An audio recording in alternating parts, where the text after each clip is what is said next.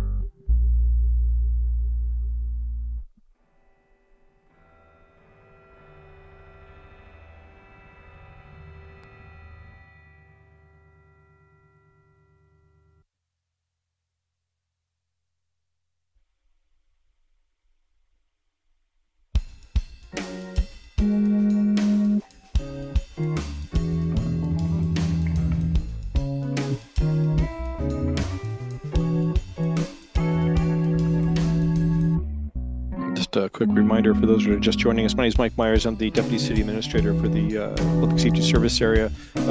Several of the Public Safety Bureau Directors and a couple of councilors are in with the Mayor for a briefing. They should be out shortly and we can get started. Stand by.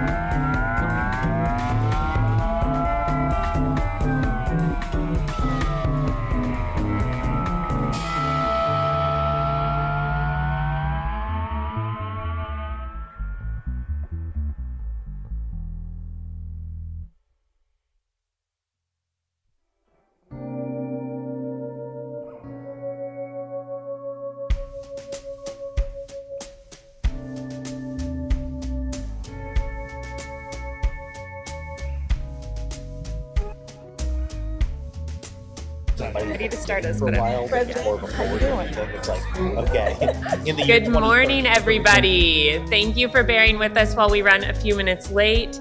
I am going to open this work session. It is Thursday. It's Thursday, January 9th at 9:35. I apologize that we are running a few minutes late. This morning, we are going to have a briefing and conversation about our public safety, community safety system broadly.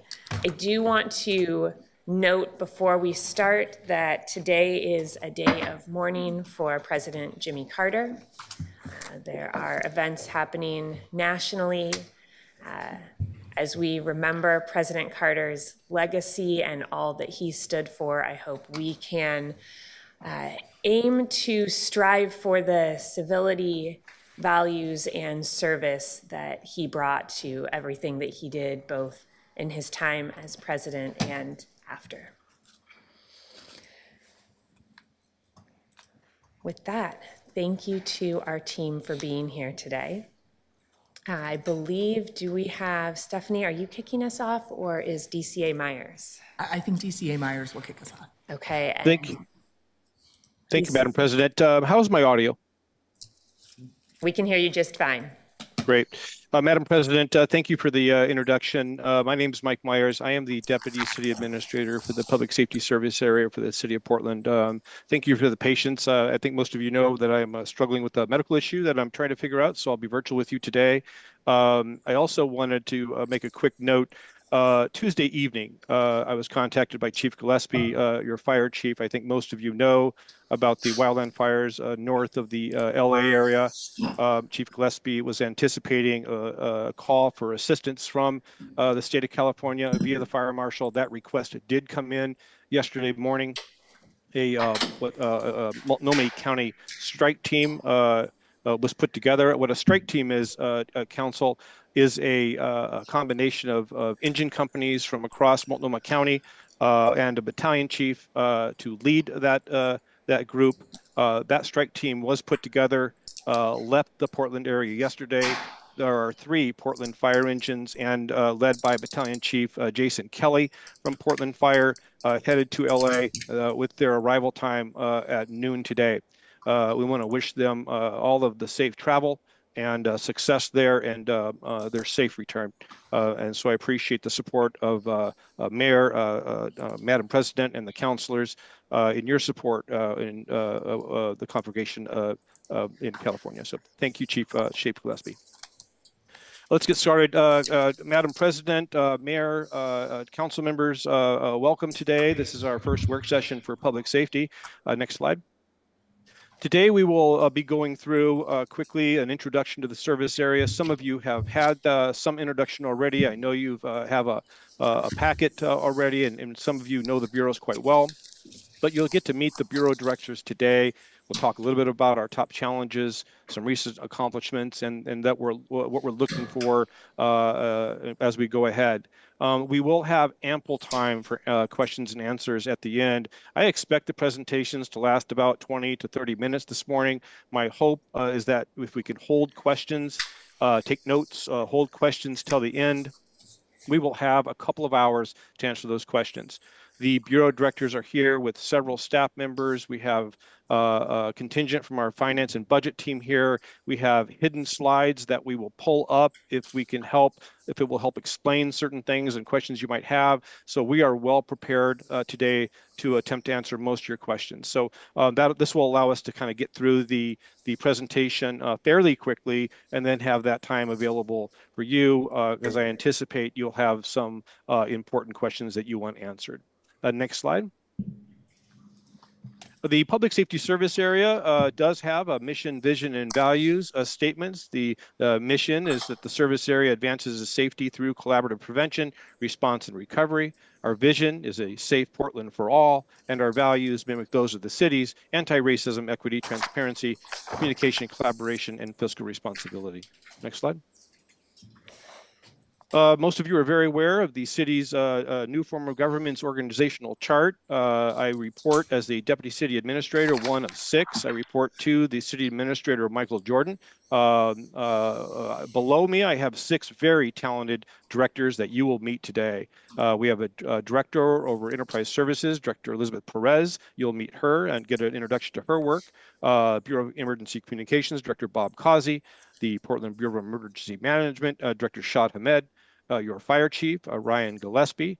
We have a director of community safety and the associated work that's her responsibility. That is Director Stephanie Howard, and of course the police chief, Bob Day, who I share responsibility supervision with the city administrator and the mayor's office. Next slide. These are your presenters today. They are the names I just talked about. We're going to start off with Director Stephanie Howard, the Director of Community Safety. Stephanie, welcome and thank you for being here today. Thank you, and good morning, Mayor, Madam President, councilors. It's great to be here with you today. As Mike said, my name is Stephanie Howard, and I am the Director of Community Safety for the Public Safety Service Area. I'm here today to provide you an overview of 2 of the 3 programs in my portfolio, which are the Office of Violence Prevention and our Portland Ceasefire program. Before I begin, I just want to give a little context because I'll be fairly high level in my presentation, and that's intentional because there is a budget note that came with last year's budget that we are working on now, and it directed us to do a deeper analysis and make recommendations regarding the funding for these programs, the structure, and how these programs can work better so that you all can consider that going forward. And so that report's in process.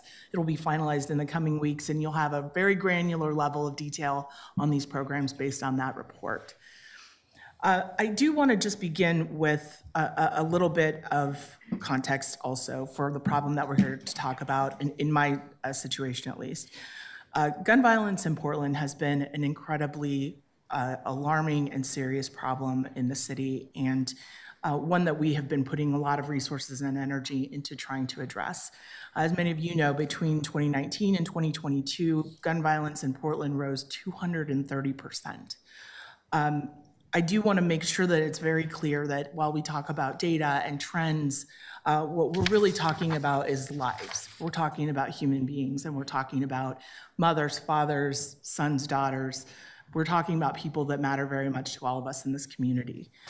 And that's how we really work to center our work as we move forward to try to address these problems. And it's also important to be very clear that this problem has a disproportionate impact on our Black and brown Portlanders, and particularly, young men. So these are, areas that have great significance to all of us and have great significance to our larger community. In the face of these incredible losses, the City of Portland made historic investments in the Office of Violence Prevention to expand their ability to work and intervene. We also created the Portland Ceasefire program to create a more focused and specific track to engage with people who are at highest risk of gun violence. Gun violence is an incredibly complex problem. It doesn't arise out of simple circumstances, and the solutions are not simple. They are diverse, they are complicated, and they require holistic tools to prevent and intervene when it does happen. And I want to really underscore for all of you that through the collective efforts of the public safety bureaus you'll hear about today, we've been able to make good progress. We've been able this year, or 2024 over 2023, to reduce total shooting incidents by 21%. We've reduced gun homicides by 10% year over year. And those numbers get bigger when we look at the average of the last 3 years. We're in the 30s in those percentages. So what is happening is working. We're seeing the trends, and our work is far from done. But this progress is the result of multidisciplinary coordination and collaboration among the Office of Violence Prevention, Portland Ceasefire, the Portland Police, and many other of our public safety partners. So with that backdrop, I'll start with a quick overview of the Office of Violence Prevention. The mission of the Office of Violence Prevention is to prevent and reduce violence through community engagement, education, and proactive measures. And to achieve these goals, OVP works on many different fronts. In the community education and outreach piece, they begin initiatives that are aimed at educating community about violence prevention strategies. And right now, we are working and have been working to really reinvigorate our community peace collaborative meetings, which are monthly meetings that bring together community, bring together stakeholders in the public safety space, work to share knowledge, to listen to community needs, and to make sure that they hear from us what we're doing and what opportunities there are for them to engage. OVP also administers grants to community organizations that work in the violence prevention space. We're currently planning for programming and grants to address gaps in the spring break time period for our youth, as well as summertime violence, and preparing to invite applications for those grants going forward. So that work is already underway. Finally, Office of Violence Prevention also is a member or has a contract with an organization called Trauma and Violence Impacted Families. And that program works to provide in collaboration with the county, to provide social assistance, programming, and resources for adults, youth, and families who have been impacted by violence. Also, under the umbrella of OVP, we have 2 additional programs. One is called the Safe Blocks program, and the other is Rose City Self-Defense. With regard to Safe Blocks, the goal there and the mission is to bring place-based community violence interventions to Portland's many neighborhoods, and in doing so to increase the livability, the thriving nature of those areas, and to reduce violence. Safe Blocks works with community building, in a community-led and placemaking manner to hold community building events like cleanups, host community gardens, murals, lighting, and space activation. And so these are really exciting efforts that we've had some great feedback from the community about and had some great results with. As far as Rose City Self-Defense goes, this program offers free self-defense training and education programs to empower communities, particularly girls, women, members of the LGBTQ+, and other vulnerable communities. It is a small but mighty team of 2 full-time employees, but they are supported by a team of really amazing volunteers. We currently have 30 volunteers who help with these trainings, but I'm happy to report that as of Saturday, we will be training an additional 24. So we'll have a total of 54 volunteers, and it's an incredibly popular program in the community. Those classes fill up within minutes sometimes of when they're offered. So it's a great program that is we really love and are excited about. And I will take this opportunity to offer to all of you to take a class with Rose City Self-Defense. Those folks would love to host you and any members of your team. So I'll be reaching out to follow up on that for anyone who's interested. Moving now to Portland Ceasefire. The mission of Portland Ceasefire is to provide immediate and long-term intervention strategies for individuals who are at the highest risk of perpetrating or being victimized by gun violence.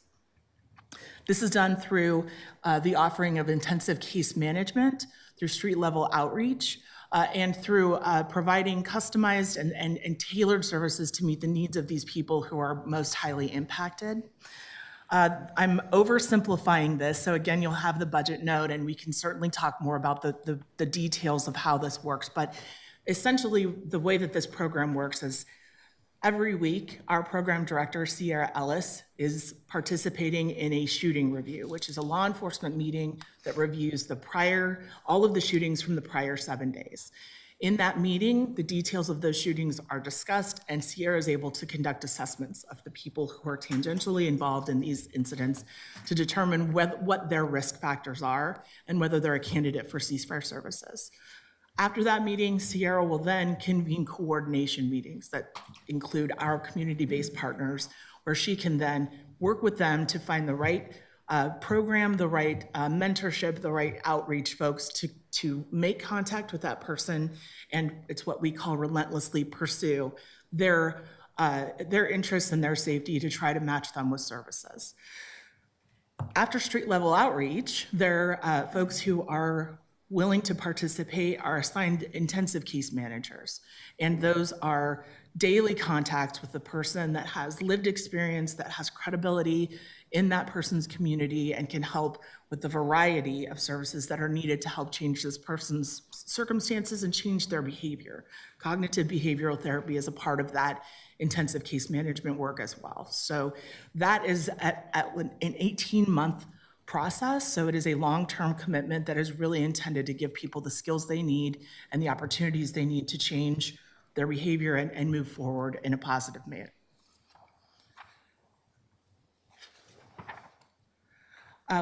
One thing that I do want to make sure that you all are aware of is that Ceasefire runs and is guided by data.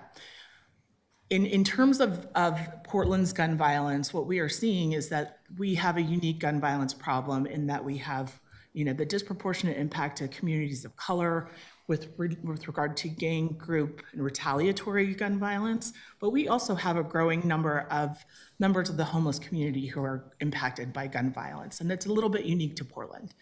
So in working with our data teams, Ceasefire has been working with other community-based organizations to figure out how can we engage with that community as well. And we're really pleased we'll be partnering with POIC that is launching a peer-to-peer program that works on specifically trying to identify intensive case managers that can work with people facing homelessness, addiction, and are at risk of violence. Finally, and I know I'm going a little long, so I'll be really quick, Ceasefire works with a hospital-based intervention program called Healing Hurt People. Those opportunities when someone is injured and in a hospital, those create great opportunities for us to have impactful conversations and really try to engage them with services. And so we also work with that. That's a best practice nationally that we are really proud to engage with. Finally, as I mentioned, we've got great data teams that help guide the work of Ceasefire to help make sure that we're agile and conduct quick analyses so that we're investing and supporting the right kinds of services that meet the needs of our community. I mentioned that I oversee 3 programs in my portfolio, and Portland Street Response is the 3rd of those. But I want to hand it over to Elizabeth Perez, who's done a terrific job of supporting that program in this last year, and allow her now to take it over and give you that overview. Thank you. Good morning, Madam President, councilors, mayor. My name is Elizabeth Perez. I use she, her pronouns, and I'm the Enterprise Services Director. That happened January 2nd of this year, so I'm still learning and growing in this position. But what that really means is that I oversee budget development, procurement, employee services, strategic planning, and transition. And then for the DCA's office specifically, it's communications, equity, and then we have 2 advisory boards and commissions. We have PSEP, which is the Portland Committee on Community Engaged Policing, and FITCOG, which is the Focused Intervention Team Community Oversight Group. So as Stephanie said, I had the privilege of overseeing Portland Street Response and seeing the transition of Portland Street Response from the Fire Bureau into the DCA's office. I'd first like to celebrate that on January 7th, we had the 4-year anniversary of Portland Street Response. We've also had one employee who has been here the whole time, which is our aftercare supervisor, Heather Wheatman. So I just want to acknowledge and celebrate the work that has been done so far. Like OVP and Ceasefire, PSR was directed to produce a budget note to discuss mission, scope, staffing, and budget, along with the chat program and the Fire Bureau, and that should be coming this month for you all.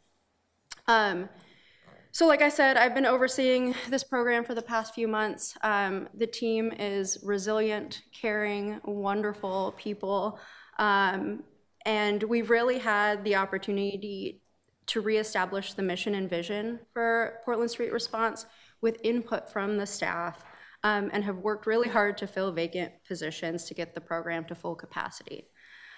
So for those who don't know, PSR is made up of 2 distinct teams. We have our frontline teams, which respond to crisis calls from 911 and our community partners. The teams go out in pairs of 2. We have an EMT and a mental health crisis responder. These teams respond to calls where a person may be experiencing mental health crisis, intoxication, or is drug affected, a person who is outside and down and has not been checked, a person who is outside and yelling, a person who needs a referral for services but doesn't have a phone line. And in addition, there are no weapons on scene, the person is not in traffic or obstructing traffic, the person is not violent towards others physically or verbally, the person is not suicidal, and the person is not inside a private residence. So that's team one. Team two is our aftercare team. That's made up of our peer support specialists and our community health responders. What they do is they follow up in a timely manner to connect individuals to services and prevent future crises. They create individualized care plans from those referrals from the outreach team or the frontline team. So they assist in the following: OHP application support, shelter referrals, housing readiness preparation, sobriety and harm reduction, and then advocacy with agency partners such as aging and disability services and health clinics. I want to give you some recent successes since July of 2024. So we've filled 11 positions in that time, and we have 3 recruitments in process. We are working with our partners to identify barriers to Medicaid and develop plans to overcome those barriers, and we've also applied for federal grants. We have 50+ policies either in draft or approval stages. We're really working on our performance development and continuous quality improvement to really establish this program and make sure that our staff know their job, are confident in their job. And then I just really want to thank April Roa. She is our PSR interim manager who, through her dedication and her perseverance, has really provided the stability and encouragement needed for this program to thrive. So I've shared a little bit about our operations, which is very important, but as Mayor Wilson stated in his first address to council, this work is about real individuals who are suffering on our streets. So I'd like to share a couple stories about the impacts to real people. So we've had a familiar face who would pop up from time to time since the pilot. Our aftercare team began working with this client more consistently in July of 2024. The client was being seen multiple times a day by PSR, first responders, ER teams, and despite daily engagement, the client repeatedly refused services for several months. During this period, the client was also placed on hospital holds multiple times, but was released each time, only for the cycle to repeat. Recognizing the need for a coordinated approach, our aftercare supervisor successfully connected with TC 911, Multnomah County Aging and Disability, and the Good Samaritan Legacy social work supervisor to coordinate guardianship, allowing her to transition to long-term supportive housing. Through consistent support from our peers and a community health worker, the client has reported that they are now sober, employed, and housed. Another more recent story is on Christmas Day, the PSR outreach crew received a request from aftercare staff for assistance with a client who was seeking resources and shelter. Aftercare was able to secure a bed at Bybee Lake Shelter, but they left the scene to gather some supplies for the client. When they returned 20 minutes later, they found the client surrounded by Portland police officers. The client had called the police because she was being harassed by several individuals around her. The team quickly assessed the situation for safety and communicated the involvement with the client. After speaking with police and clarifying the efforts to help secure shelter, officers disengaged, and aftercare provided cab fare and a warm handoff to the shelter. I share these stories because sometimes we see some immediate short-term success, and other times it takes months or years of engagement for us to see the life-changing success that we seek. We must also engage with our partners, including Multnomah County, our community-based organizations, and other public safety branches to achieve these successful outcomes. And lastly, I just want to thank you all. Looking forward to talking to you more, educating you on PSR, and really we'll be handing that over to Stephanie Howard. So PSR is in very capable hands. But thank you for the time, and yeah, appreciate you all. Oh, it looks like my slide. Morning. I'm Bob Day. It's Robert when I'm in trouble, but you can just call me Bob, it's fine. I want to take a quick minute and introduce my executive team here. Deputy Chief Chris Jovic. Chief Jovic is essentially on charge of operations for the Bureau on a day-to-day basis, the organization, and will probably be somebody you'll be interacting with regularly. And then we have Assistant Chief Dobson, who's oversees our operations branch, which is essentially uniform patrol, is largely what our operations branch is. Special thank you to my friend and colleague, Assistant Chief Lavelle. He oversees our services branch, which will largely be our in-house work, personnel, training, business services, things like that. But I just want to take a minute and recognize Chuck and how much I appreciate his leadership, his willingness to step in 2020, his sacrifice and service for the 3.5 years as he guided both the police bureau and I think the city and the community through some really challenging times. And grateful that he has agreed to stay on and be a good sounding board and a counselor and a friend. So thank you for that, Chuck. And then finally, absent today, unfortunately, is Assistant Chief Amanda McMillan. Amanda's not feeling well, so she stayed home today. But Amanda is in charge of our investigative branch, and our investigative branch is largely detectives and other units, our special emergency reaction team and other teams, tactical teams, et cetera. So that's kind of an overview. My expectation is that you will probably be spending a great deal of time with them or with the precinct commanders in your districts, just given the needs and the challenges. But know that my number is always available. I want to be available to each of you, and certainly if you're not getting the answers, responses you need, or you just want to have coffee or conversation, I'd hope that we will get an opportunity. There's a lot of you and one of me, but I just want you to know that I am available for those opportunities. A couple of slides. I was told 5 minutes. I've never kept anything 5 minutes, but I'm going to do my best to just give you an overview. I'm assuming there might be 1 or 2 questions when we get to the Q&A section, so we can always come back to it. But when I came on board, as many of you are aware, I retired in 2019 from the Bureau after 29 years of service. I was the deputy chief when I retired. Very grateful for that experience.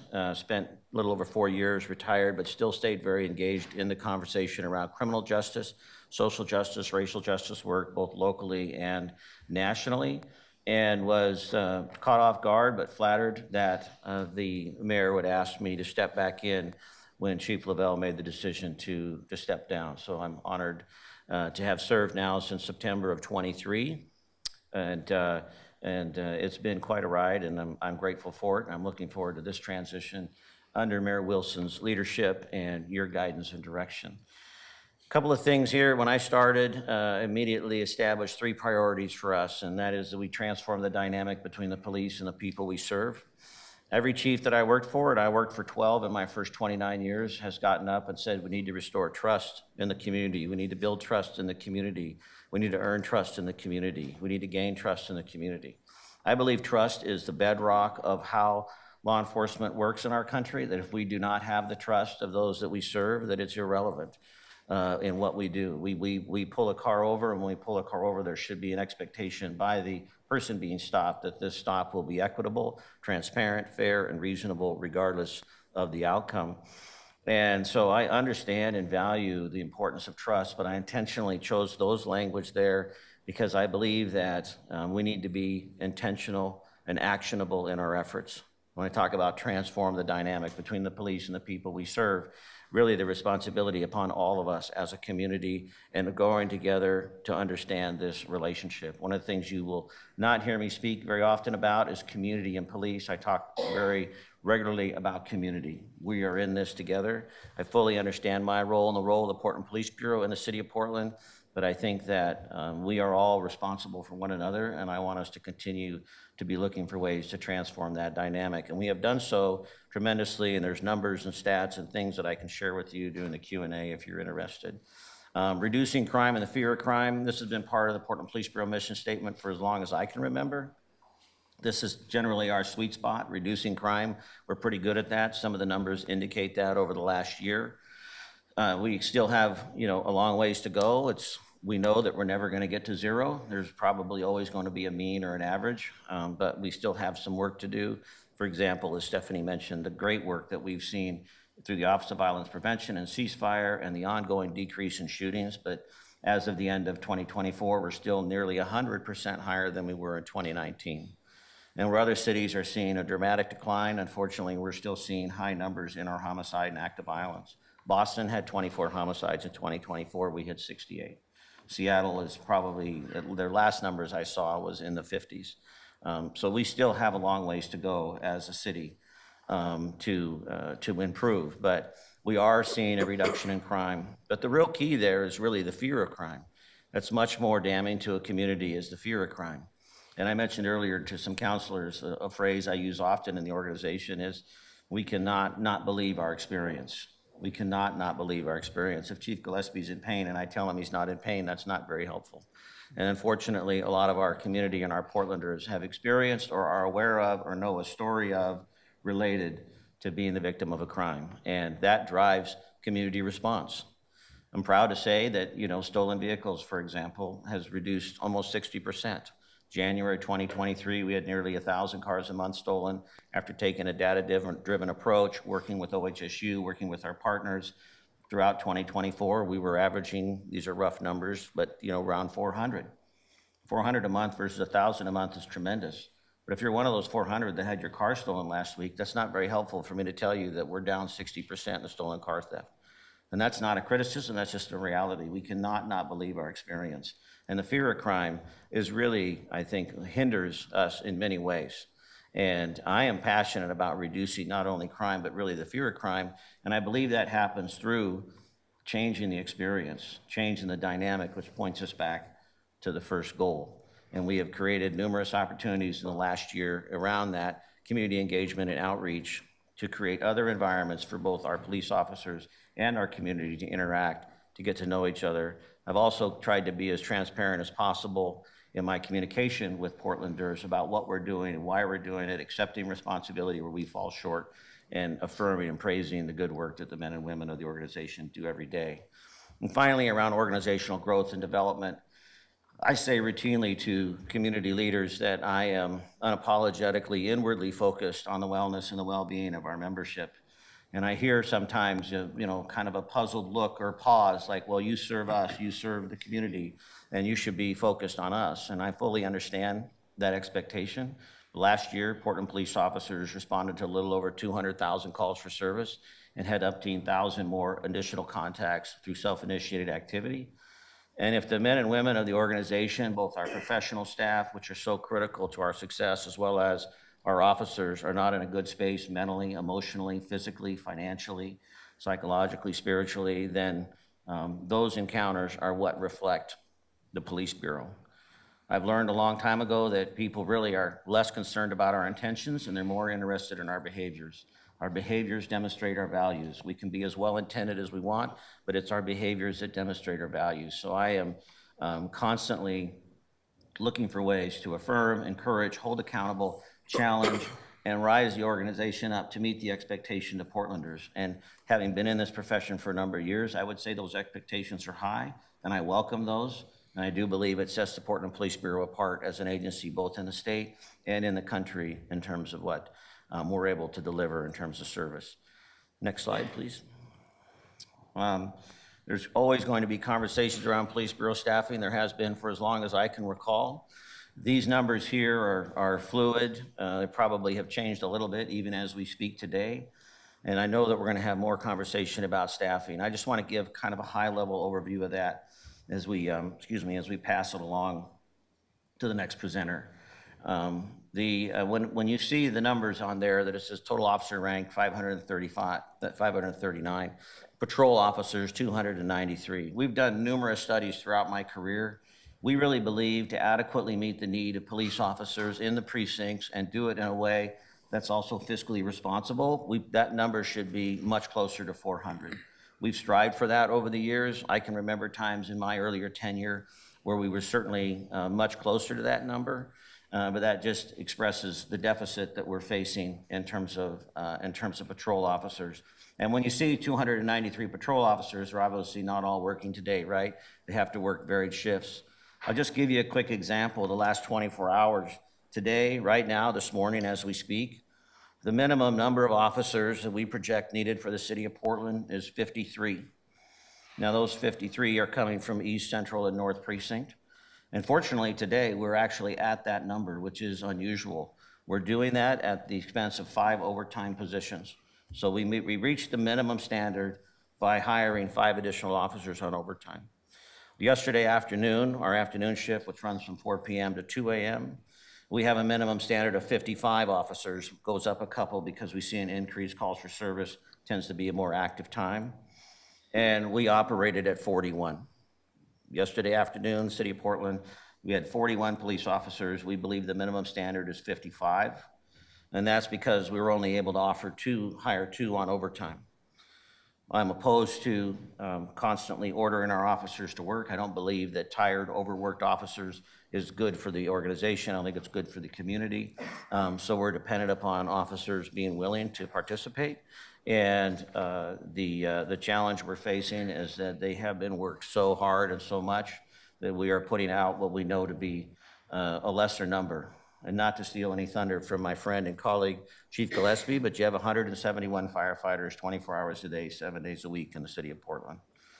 And the reason that that number exists is because the city has recognized over the years the importance of quick and available response, and they have supported the Fire Bureau in a way that has allowed them, and through his leadership and his management, to achieve a level of success and sustainability.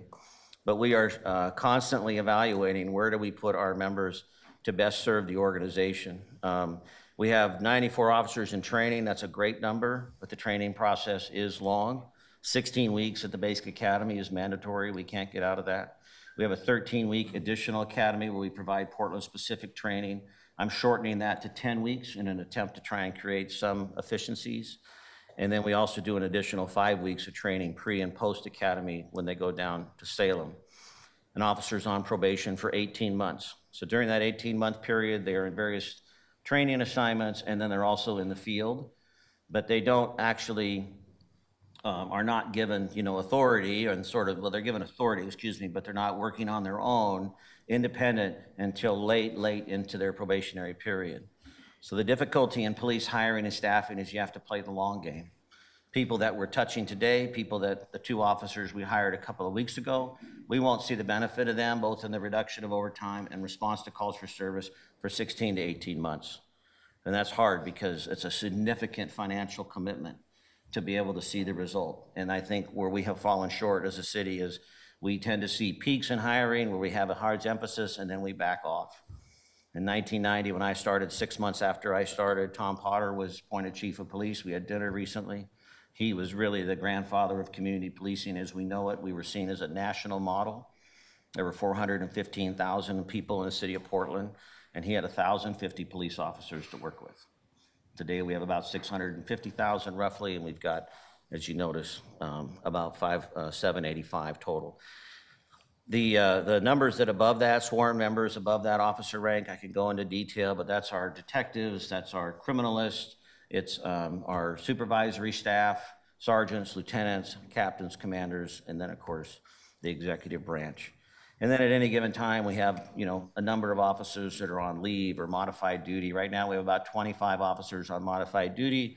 Those are officers that may be injured, they may be pregnant, and so we find opportunities for them to be able to take calls for service over the phone or do follow-up and support roles. And then those that are leave of service are those that are off because they're injured and they can't work. Maybe it's administrative leave, whatever it might be. Those numbers are pretty fluid. So as you see there, we're authorized at 881. And once again, I'm sure we'll have more conversation around staffing as we go. But that's just a real flyby opportunity, and I look forward to the conversation when we're done with the presentation. Thank you.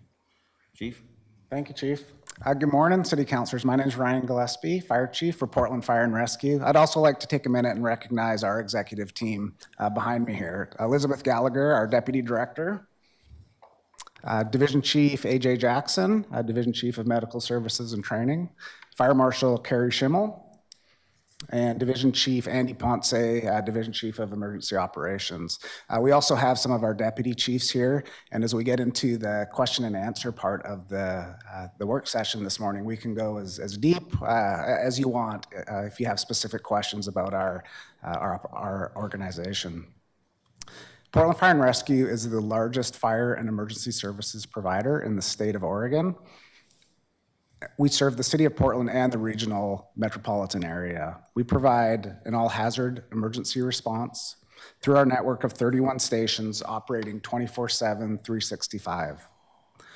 We are usually the first on scene for all fire, medical, natural disaster, and other emergency incidents. The size of our workforce has not materially changed to meet population growth and increased service demand. as a quick comparison, Denver Fire in Colorado serves a similar geographic area and population as Portland. Our daily staffing is 171. In Denver, it's 199 firefighters. We have 31 fire stations that serve the city of Portland. In Denver, that's 39.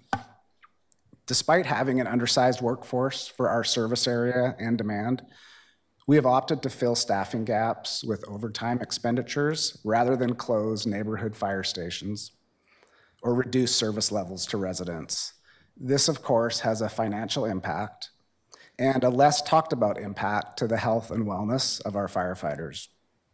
My top priorities as fire chief are to resolve the Bureau's structural workforce deficit and reduce overtime expenditures, while at the same time maintaining fire and emergency medical services currently available at the neighborhood level. Also of utmost importance to me is a focus on the mental, physical, and emotional well-being of all of our first responders. To achieve these goals, we implemented a long-term recruitment and training strategy, and we've worked closely with the service area budget folks, the city budget office, and former council members to increase the number of authorized firefighters in our Bureau. Though it seems counterintuitive, adding firefighters has paid for itself, and backfill overtime hours are down 19% to date this fiscal year. In addition to our all-hazard response to fire, medical, and other emergency incidents, PF&R keeps communities protected through a combination of prevention and community health programs. Under the direction of the Fire Marshal, our prevention division takes a multidisciplinary approach that combines education, engineering, and enforcement to prevent fires before they start. The Community Health Assess and Treat, or CHAT program, is another prevention program that has proven successful and necessary in the continuum of care provided by PF&R. Designed to address the dramatic rise in low acuity medical calls, particularly in our unhoused community, CHAT is a proactive medical intervention program that provides pre-hospital care, connects patients with the right resources, and provides follow-up support and education. The CHAT program includes an overdose response team that responds in the downtown core, and through an innovative partnership with Care Oregon and Multnomah County, can administer medication for opiate use disorder. Unfortunately, the program does not yet have ongoing funding and has been sustained only through one-time allocations of city funds and Care Oregon grants. The Bureau has for years been aware of the need to improve our degrading training and logistics facilities, but we have been unsuccessful in gaining the necessary support to refer financing options to voters. However, we are optimistic that the city's long-range facilities planning process will yield a viable solution to our long-term facility needs. Mila, the next slide, please. So this slide shows a breakdown of our staffing. Of note, the 6 limited-term sworn positions, those are funded through a federal grant, the SAFER grant. The 24 non-sworn limited-term positions are specific to the CHAT program. We strive to maintain 0 vacancies in the regular sworn position numbers. We do this through consistent recruitment and training programs. We'll be hiring a new class of 15 recruits in 2 weeks, and that's to ensure that we keep up with the recent wave of retirements and the future wave that we know we will see. And finally, before I close, I want to recognize, as DCA Myers did, our 13 firefighters that we sent down to LA. They're part of the Multnomah County strike team. Again, 13 firefighters, 3 engines, a battalion chief. We're committed to these strong partnerships that we have built and maintained locally, regionally, and across state lines. They should be arriving as we speak, and we'll have updates to share as we learn more about the situation there. Thank you all for your time today. I look forward to answering any questions you might have at the end of the presentation. And again, we've got our whole team here. And if we don't get your questions answered today, please reach out and we will do our best to answer those. So I'd like to introduce the Director of the Bureau of Emergency Management, Shad Ahmed. Thank you, Chief. Good morning, Mayor, Madam President, Vice President, and councilors. My name is Shad Ahmed. I'm the Director of the Portland Bureau of Emergency Management. On our command staff, we have with me here today Deputy Director Jordan Wiley. We have our Chief Resilience Officer, Richard Nerwal, and our Preparedness and Response Manager, Chris Carey, both of whom could not make it here, but I wanted to introduce them as well in case you have any questions down the road. I want to start by acknowledging it's a lot easier, I think, to quantify in terms of public perception what it is that police, fire, 911 do in terms of public safety. It's a lot harder to quantify emergency management. And so I want to start by describing our superpower. Emergency management is a convener, collaborator, coordinator, communicator, and a connector. What we really do is connect agencies across disciplines, across jurisdictions, and put folks together in the same room so that we can be successful as a city when we respond to an emergency. And that work really starts well before an emergency occurs. And part of our responsibility is doing the planning for those emergencies so that we're ready to respond when that time comes. A lot of what we do in order to get there is we establish policies for our city agencies to be able to respond within. We have frameworks that we establish. There's national standards such as the National Incident Management System.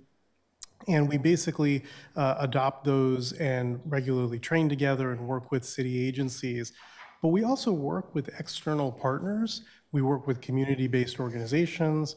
We work with private sector. We work across, as I said, jurisdictions, so county, state, federal, and regional entities. So really that's what the work emergency management does. Sometimes when we put people together in a room that we call the Emergency Operations Center, or EOC, we learn that different agencies or different organizations have resources that they can support our emergency response with that we may not have otherwise known. And so a lot of that work is discovered during planning, hopefully, but also sometimes during response. We may have a unique problem that presents itself, and at the EOC, we can really troubleshoot that and come up with a creative solution.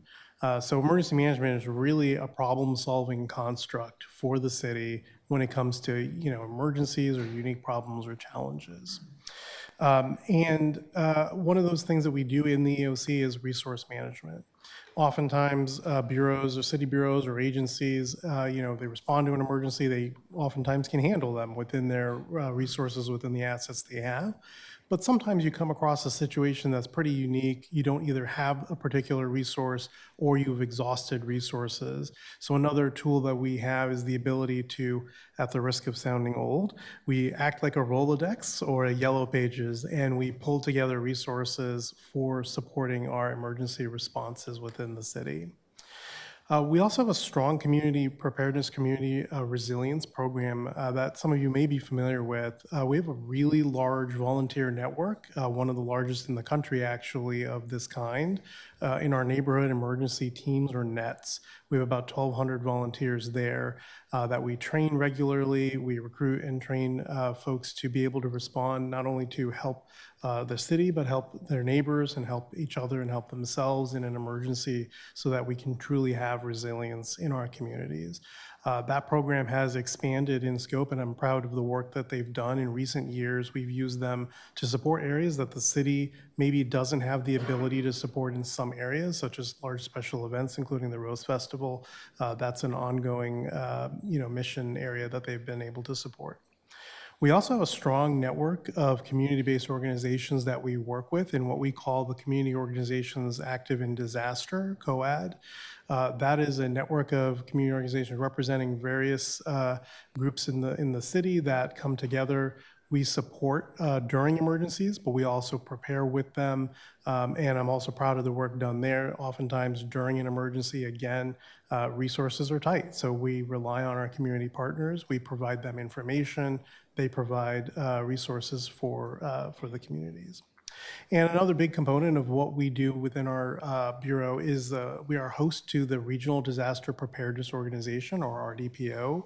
That's a regional group that's actually established by an intergovernmental agreement, an MOU, with 5 counties in the metro region, as well as special districts and cities in the area. We all work together to collaborate. When there's an emergency, we pull together regional agencies to kind of share information and approaches for how we're solving problems. And we also are, a big part of that function is to disperse federal funding to assist our programming throughout the region. Next slide. We believe that there are a lot of challenges and opportunities on the horizon, and I want to just give you highlights of some key focus areas for us.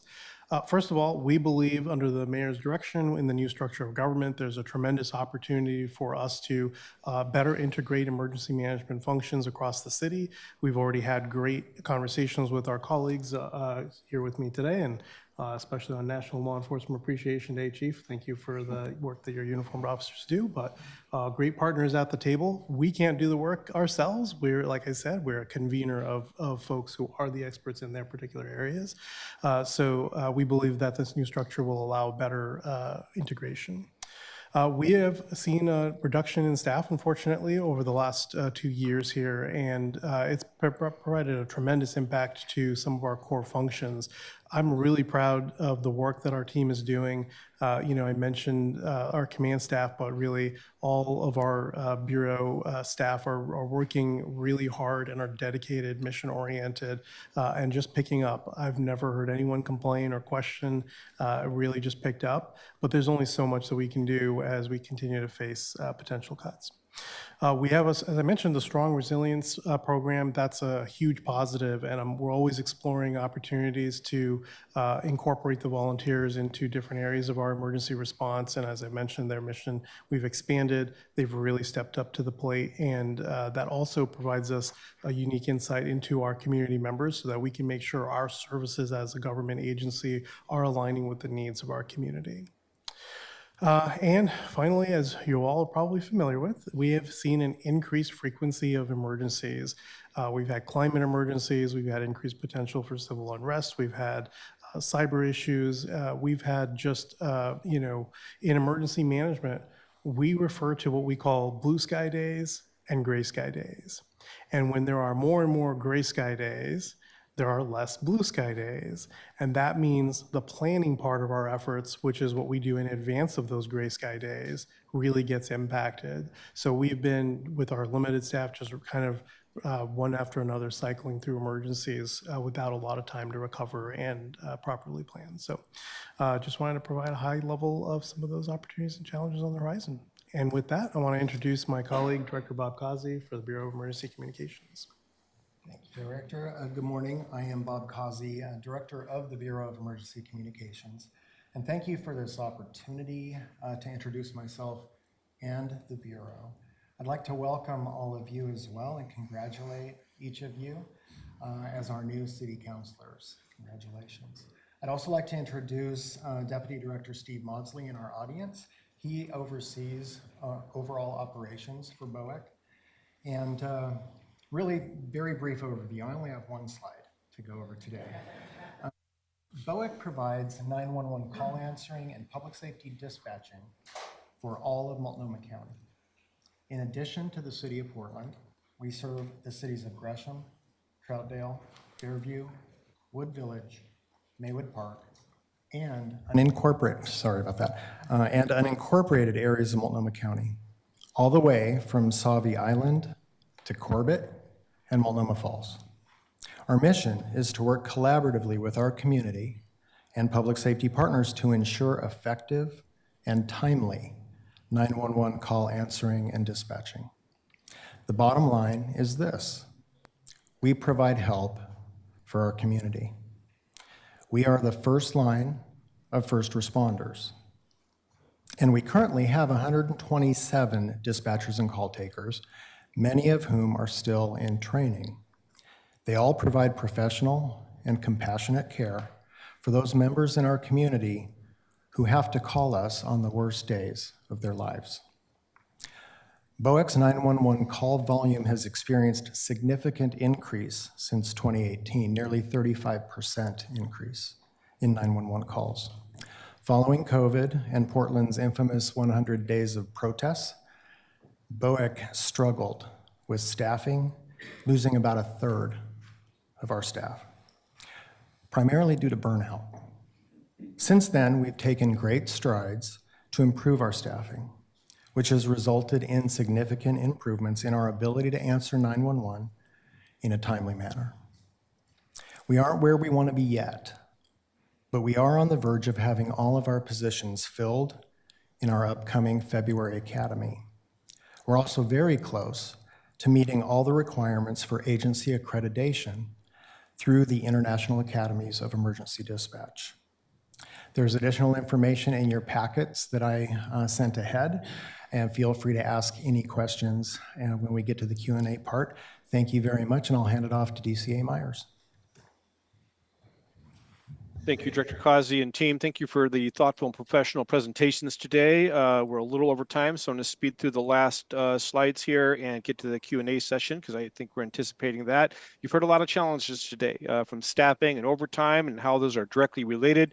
I think Chief Gillespie talked about structural deficit, the Cal target, the current allocation level that a bureau is designated to run their operation often falls short. And year to year, we use limited term employees and one-time funding to carry them forward, oftentimes in an over expenditure ordinance. But that delta is that structural deficit Chief Gillespie talks about. And then you heard a couple of conversations about some of the capital improvement issues that we have, some deferred maintenance and failing infrastructure, our mechanical shop, the training center, the 911 center, and some of the conditions of the precincts. And we'll certainly be able to hear more about those in future committee presentations if you desire. Some recent accomplishments. Of course, we're very proud of the presentations today that highlighted some of those accomplishments. Chief Day Crime Reduction Plan, which I think you received a packet late last evening regarding that, highlights a lot of steps that he's taken and some key performance measures reductions that are very impressive. One of the things that Chief Gillespie didn't talk about a lot today that I think deserves a tremendous amount of credit, and over the last 4 or 5 years, Fire has struggled to keep overtime under control. In Chief Gillespie's leadership over the last several months, we're seeing a 19% decrease in overtime there. That's a credit to his membership, to his senior staff, and to the chief. That equates to about a $2.5 million savings, and really a credit to Chief Gillespie's leadership there. Bob Causey underplays his role here, not highlighting a key fact that he's had a very hard time across the country in keeping call answering times down. And Bob Causey over the last couple of years has done a tremendous job in reducing call answering times to where they are today, and his attempts to get them down to 20 seconds 90% of the time. But the biggest, and I think one of the most impressive things about Bob is if accreditation does come, and we believe it will, there are very few accredited bodies around the world. The program that Bob uses is used in about 4,000 locations worldwide. Only about 216 of those locations are accredited. I believe Bob will be able to do this, and we will be one of about 5% worldwide to be accredited. Just very impressed with Bob's leadership and glad to have him here. And then you heard from Stephanie Howard and Elizabeth Perez on community safety and some of the significant progress made there. Next slide. Obviously, there's work ahead. I think to the point of Portland Fire and Rescue, Portland Police, Emergency Communications, every one of them talked about their interest in continuing to build staff back to be able to support their primary missions and their goals. You heard from Shad Hamed, the Director of Emergency Management, about the absolute constant need now, it seems. We're always in emergency crisis. In my time with Shad, I think we've almost always had a unified command team and an executive policy council up and running for one reason or another. I do not anticipate that will change. Just watching what's currently occurring and what's happened over the last several weeks across the country, I anticipate that to continue. One thing that we didn't talk about today, team, is that we do have a strategic plan that's under development for the service area. The bureaus have or are under development of a current strategic plan that they've had for years, or they have put it together and not published it, or one has just ended. We want to make those all consistent, consolidate those, bring those together under one a service area strategic plan. I think this also would be a great topic for an agenda item for a future public safety committee if you desire to have one, and we could bring that to discussion there and get your input. Some next steps. I introduced to you Sean Gentry, Sean's email there at the bottom. Sean is the executive assistant for the public safety area. We have a lot of opportunities. I think most every bureau director asked that they're excited to engage with you. We're excited about the new form of government. We're excited to meet all of you, and we want to give you opportunities to learn about us. And where you'll really learn about us is with our staff. We have tremendous memberships in all of these different bureaus. Some wonderful people that do amazing things, and they know best the work that they do. And we're excited to get to the point where we can introduce those individuals to you. So please, if you are interested, I want to help kind of coordinate that. We can do that through Sean Gentry and get your request out and get some things scheduled if that's your desire. Thank you so much for giving us the opportunity today to be before you. We look forward to some regular opportunities to discuss public safety, and eager to get the things going. And thank you so much. I will pass it back to you, Madam President. Thank you for the opportunity to be here before you today. Thank you to all of you for your presentations. I know there were a lot of different subjects to cover there. And just my thanks, Chief Gillespie, for sending that strike team down. I know we have relied on strike teams coming up from California to help us with various conflagrations in the past in the Portland metro area. And I know we have sent teams down to California before, and that trade is really important. So thank you for making sure that could happen this time around. Colleagues, there we go. I thought there were some folks who wanted to ask questions. And I'll just note that we have a little under 90 minutes. So that's about 7 to 8 minutes apiece.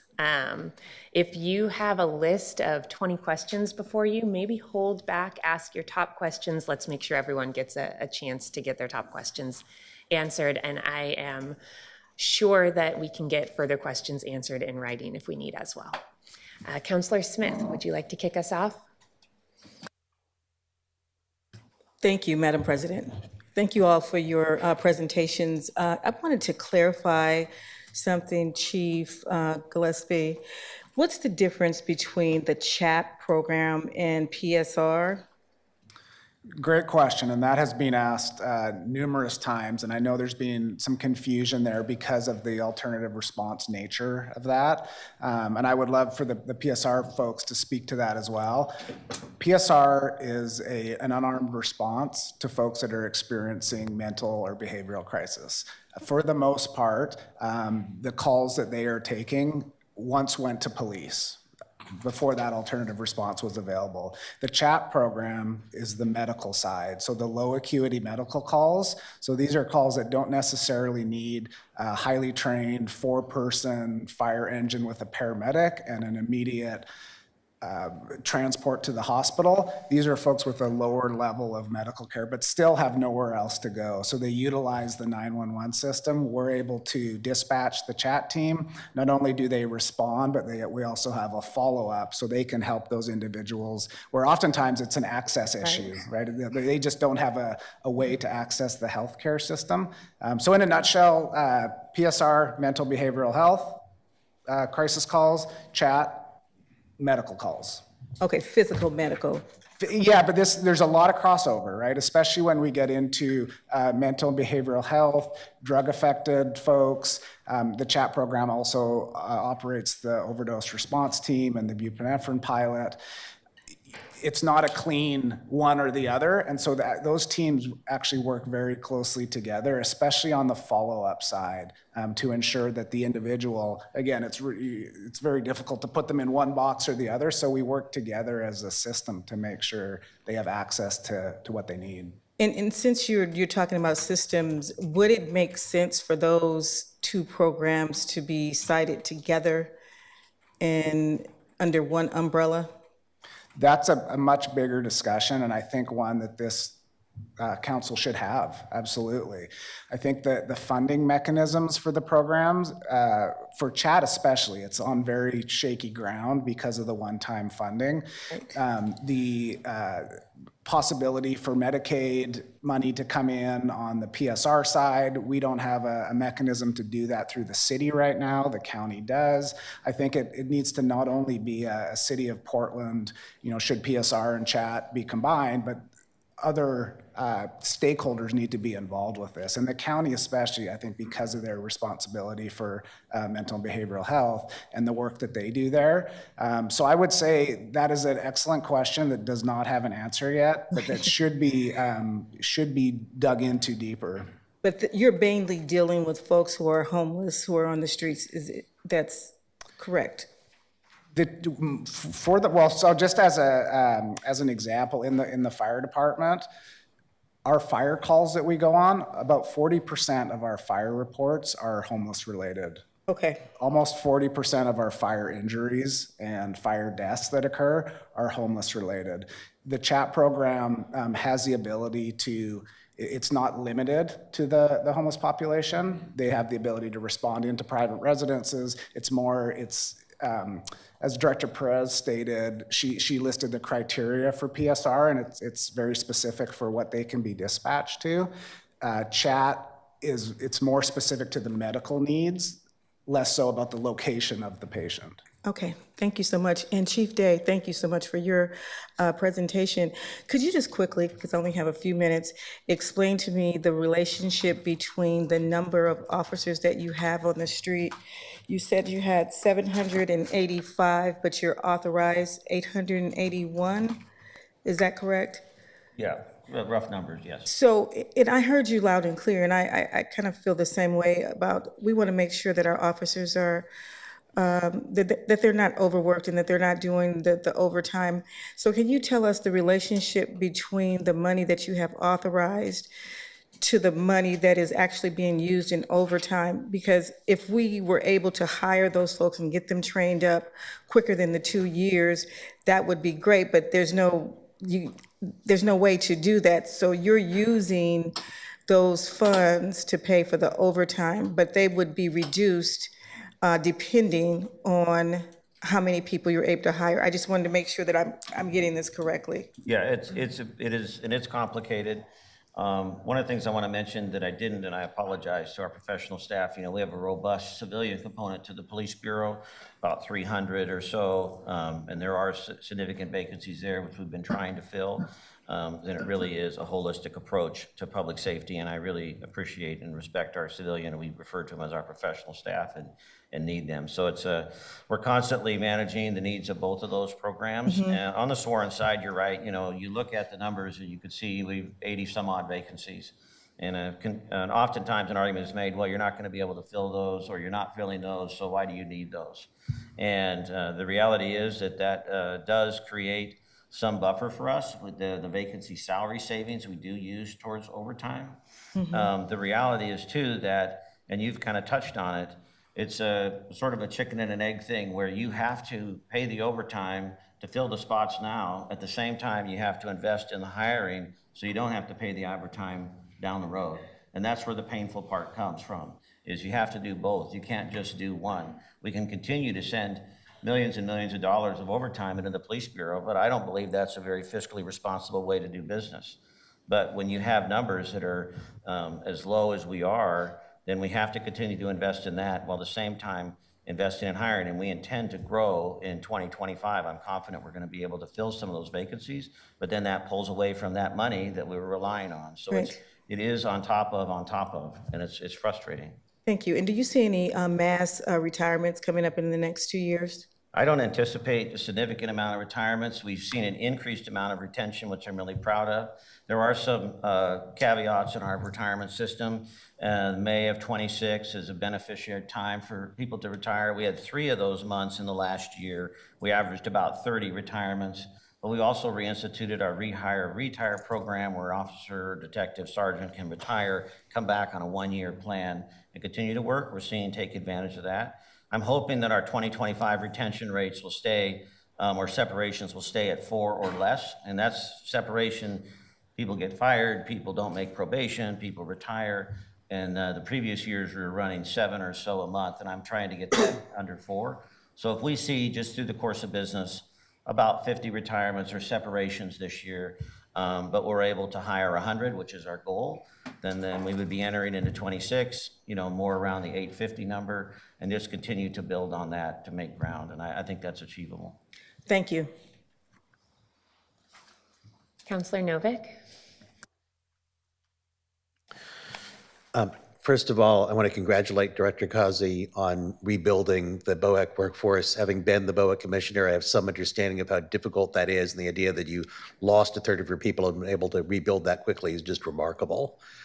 I have kind of a big philosophical question for Chief Day and Director Howard, which is, we've learned over the past 50 years that crime trends are national and international, and nobody really has any good idea of what drives those trends.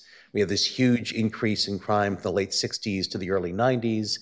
Then crime collapsed between about 1994 and 2014.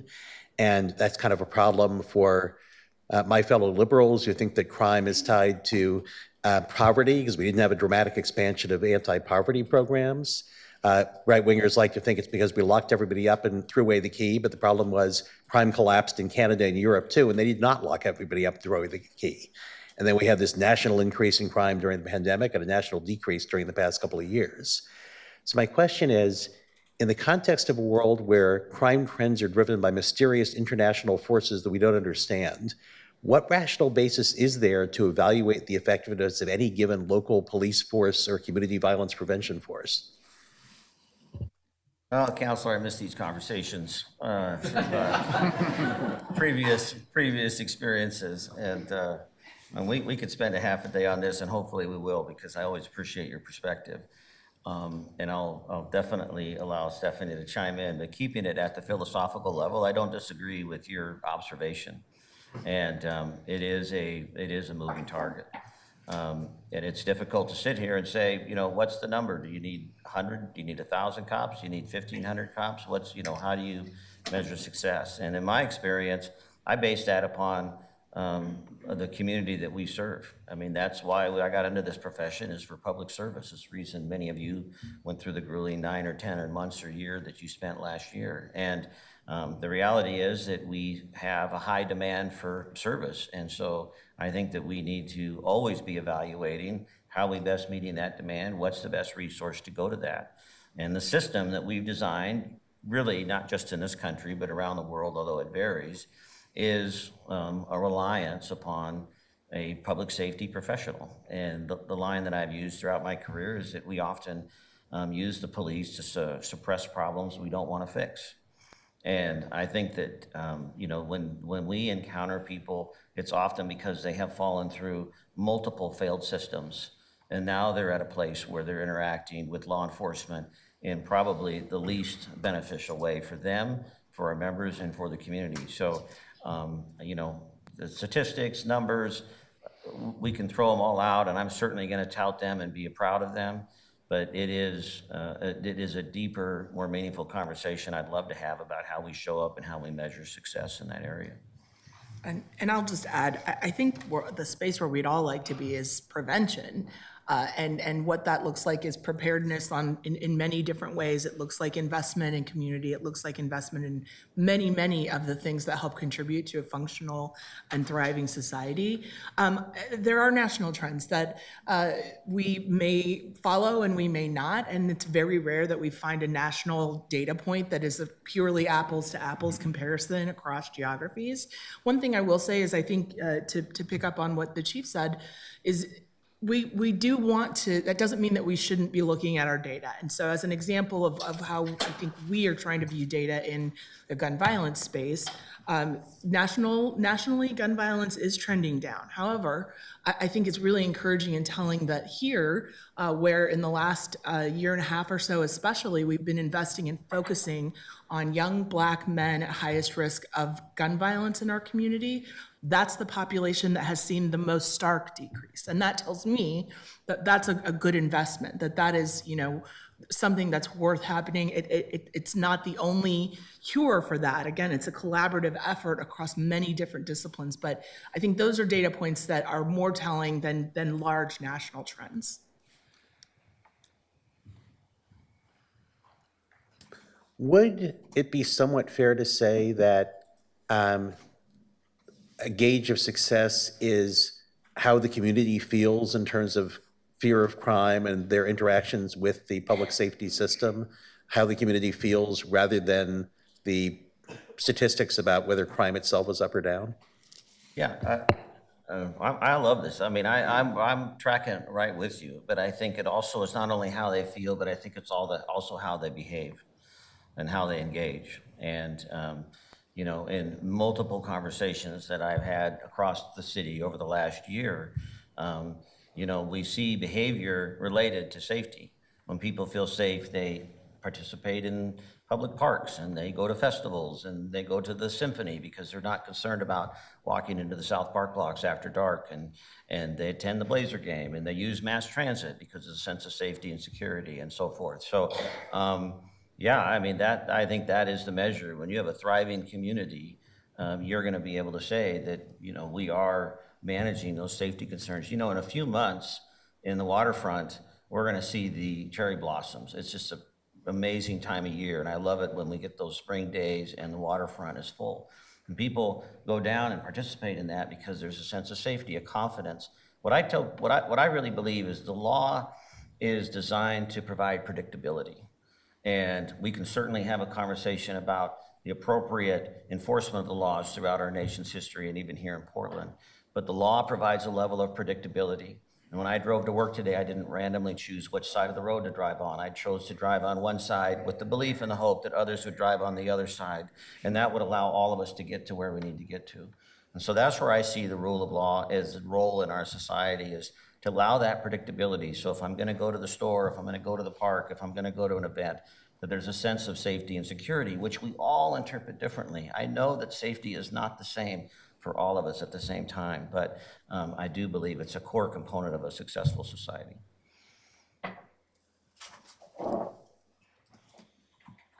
Councillor Dunphy.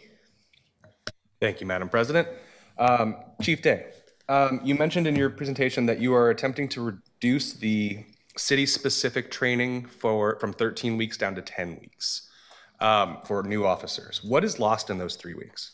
Yeah, so as I mentioned, we have an advanced academy, which is not totally uncommon. Several local agencies have smaller, but ours is come and gone. It's grown from 8 weeks or less when I started up to 14, 15 weeks. Probably the largest chunk of time that's going away from that 13-week is a 1-week bicycle certification course that we give all recruits that we're now going to implement and bring them up to certification throughout their probationary period. I don't have all the numbers in front of you. I was with the Training Advisory Council last night. I can get it to you, but I can tell you that the areas that I was not inclined to cut was around community engagement, around equity, around, you know, oftentimes what we refer to as the soft skills. Areas, there was a slight reduction, I believe, in firearms and a couple other areas, and I'll have to get you the specifics on that. Some of them, we also recognize as training we can do online now. You know, every car has a mobile digital terminal in it, so we can push stuff out. So the training division recognized, you know, hey, we can try and get more stuff online. And the motivation is twofold. One, there is an efficiency effort here. I believe that, you know, there may be some cost savings. I really don't know, because there's costs when they're in the academy, there's costs on the street. We'll evaluate that. But also it gives us just a few more weeks to get them quicker into a spot where they're going to be able to work on their own. I say that with, you know, as a former captain of training on 2 occasions. I was a sergeant in training, and I was a trainer in training. I spent a lot of time. I'm passionate about training, and I understand the importance of it. So I've done this in careful collaboration with the training division staff and believing that we're not minimizing standards or lowering expectations. Yeah, thank you. And I know that this still puts us, I think, above the national average for amount of weeks in training for an officer, but I know that there's a healthy tension between the need to have highly trained, highly accountable officers and to have them now. How do you philosophically weigh those? Yeah. Boy, we're getting some good questions here, and I'm on the record, so I have to. I'm a believer in an advocate for training, absolutely, right? And I am so proud of the training that we have delivered over the years. We have grown in our training, and I don't like to talk old school, but when I got hired in April of 1990, I got hired on a Thursday, went to the academy on Monday. It's mandatory, everybody goes to the same one in Oregon. That is different than other states. It was 8 weeks long, 8 weeks, you came back. and then you maybe went to an advanced academy down the road, and that was usually about 8 weeks and you were done. Today, we hire people, and we give them 2 weeks pre-academy training before they go. And that's because we were noticing deficiencies in their performance when they're there at the academy, maybe around firearms or other areas. They go to a 16-week academy, so the state has doubled the minimum requirement. And then when they come back, they have a 3-week academy of reentry training to, make sure that they're up to speed on, some of the basic core understandings of what they're gonna be doing in the police bureau. And then we add the current 13 that's going to 10 weeks. So we put an extra 18 weeks of training into our new hires. And as I said to the Training Advisory Council last night, we need to recognize that that is optional. That is optional. It is not a state requirement. Washington County does about 9 weeks, and they split it up at some point where they go with corrections and they go with deputies on the road, so they diversify. It is common to have additional training, but that 18 weeks is far more than what we see on others, and so I'm pushing against that, but it's a difficult, not organizationally, but it's tenuous because of that, what you identified. We want to get people trained, we don't want to cut corners, but we also want to get them out on the street. Thank you. This question is, I get another question, just sort of to you as again, but also to the director of BOEC. My observation has been that we have a long history in this community of sending police officers to do something that an officer isn't the most appropriate person to do, but there's simply nobody else to do. One that I've complained about a lot is noise complaints. How, within the Bureau, is there an effort to systematically identify the types of calls that officers are being sent on where maybe somebody else would be more appropriate to be sent? Yeah, in fact, we started that project last year, and it's one that's been talked about forever, but I actually sat with some of the staff that have worked on the past, and they said, we've had 8 chiefs talk about this, and nobody's actually looked at it. I said, well, I'm not going to be the 9th. Trying to understand, first of all, just basic, how do we categorize calls for service? And Director Causey and I are on the same page on this, and I just certainly value his expertise and professionalism and understanding that, we sometimes have these categories that we've established and we haven't revisited. So we're revisiting the 100 or plus so classifications that we put calls into, what kind of buckets, how we prioritize them. Because what's happened over time, as those calls come in and they get prioritized one way, and then they hit the box, as we say, or they hit the street, and a sergeant looks and says, well, I only have 5 people to do the work of 10, so we're going to lower these priorities. And we do that, and we give them the authority, and I want them to have that discretion.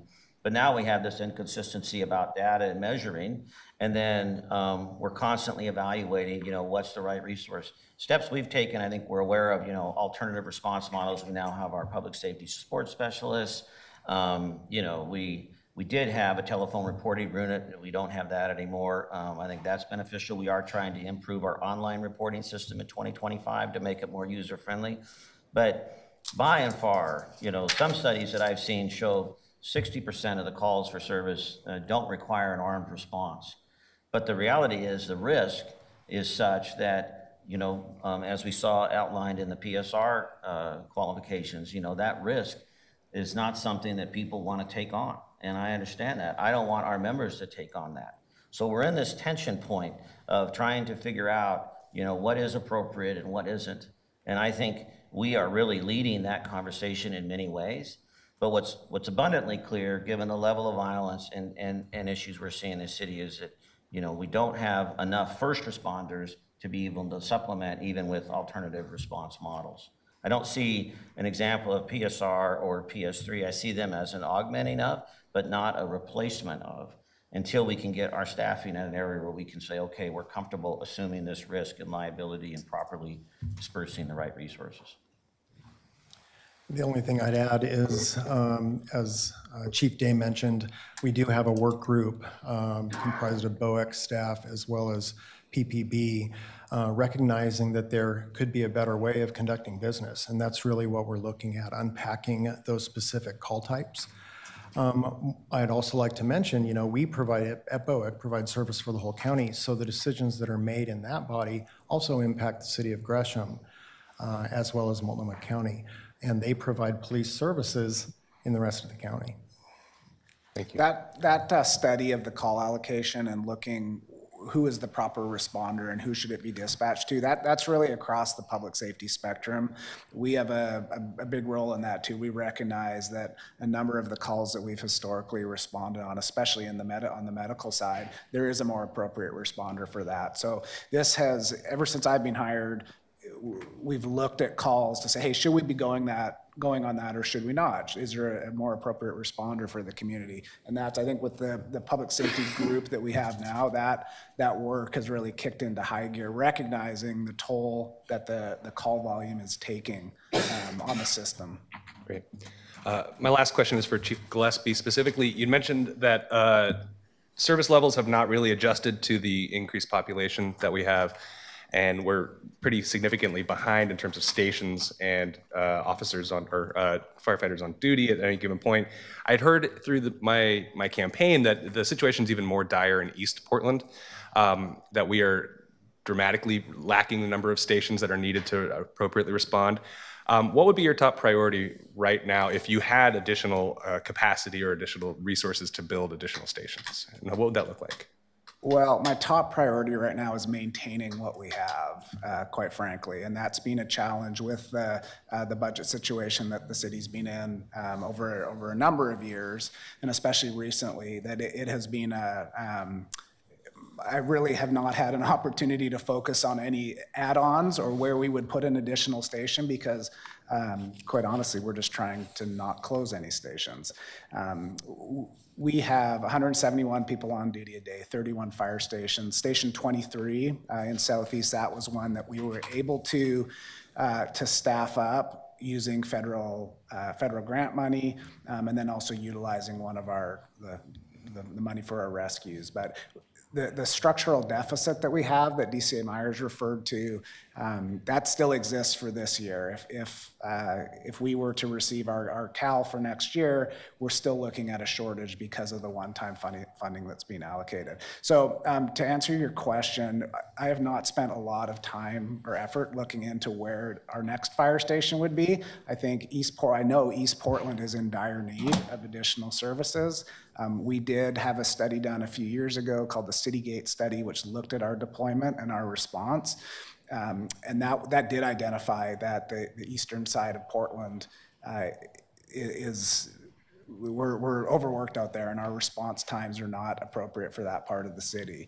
You could also argue that in South Portland, down by OHSU, we do not have a fire station down there. The closest one is the fire station that serves City Hall here, Station 4. So that part of the city was developed without a fire station going in there. And for us to be effective, it's all about response times, proximity, access, and that's why our network of stations is spread around the city. So I would love to have that conversation about where do we put the next one, but again, the priority now is just to stabilize and maintain what we have so we can build off of a good foundation.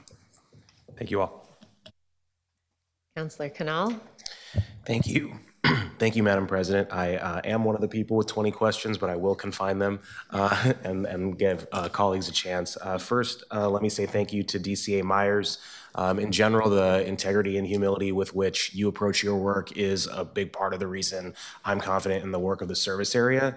And I had a front row seat to your leadership as an employee of the Community Safety Division, and I'm excited to see how it progresses forward. Community safety is my top priority. I think when we talk about that, we're often talking about the broader aspect of this work. I will actually start with the questions on how you're using it, though, which is to Director Howard around this work, and then I'll pass it around and let some other folks go. One quick note first, though. There is a performance unit that did write a report on if Portland is following the national trend on gun violence last year that I think might be a worthwhile thing to recirculate for us, not just for Councillor Novick, but I imagine we'd all be interested in that. And it showed a lot of progress specifically to ceasefire and to OVP safe blocks, and ceasefire obviously includes police, the entire system really, in terms of the work that they've done to exceed the trend line and advance further. Director Howard, thank you for being here. My first question is around the leadership at OVP. This is a program, an office that is well trusted in parts of the community, largely because of the relationship building and the needs of specific sectors of the community, which you highlighted. Right now, that position is vacant. Could you let us know what the plan is and timeline for filling that role with someone who's got the qualifications to do that work in a community-focused way? Absolutely. Thank you for the question, Counselor. Yes, the beginning at the end of last year, the team at OVP and Elizabeth Perez again was doing a lot of community outreach, really trying to engage with community and hear from them what it is that they want to see in leadership, in scope, in direction for the Office of Violence Prevention. And the team has done a great job of trying to compile all of that and really create a plan moving forward. Our goal is to begin that recruitment in the first quarter and really prioritize bringing in, conducting a recruitment that will invite, strong candidates that see a future in the Office of Violence Prevention.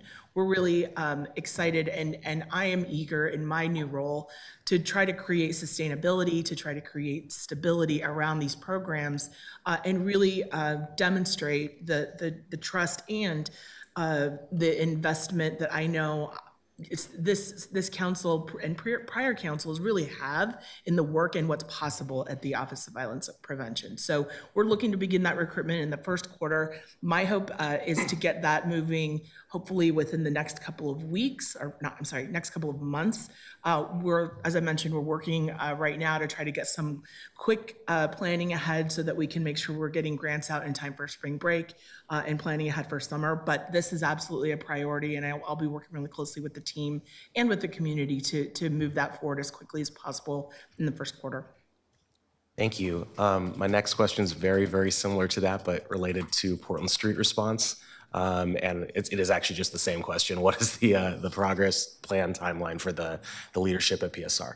Yeah, we're really, really fortunate, as Elizabeth mentioned, to have April Roa here as our interim program manager at PSR. And April, right now, I think the goal that we have after listening to staff, after working really closely with them about what the future of Portland Street Response looks like, we're focused right now on just kind of creating some foundational policies, creating a strong foundation, again, sustainability and support for the program so that we can move forward with that recruitment. We don't have a timeline on that just yet. I think right now April is just doing a terrific job in working to solidify all of those efforts in the program. But we'll be working with the team there and can report out as soon as the plans have been made for that. As of right now, we're just working on a maintain level right now and relying on April as a leader for the program.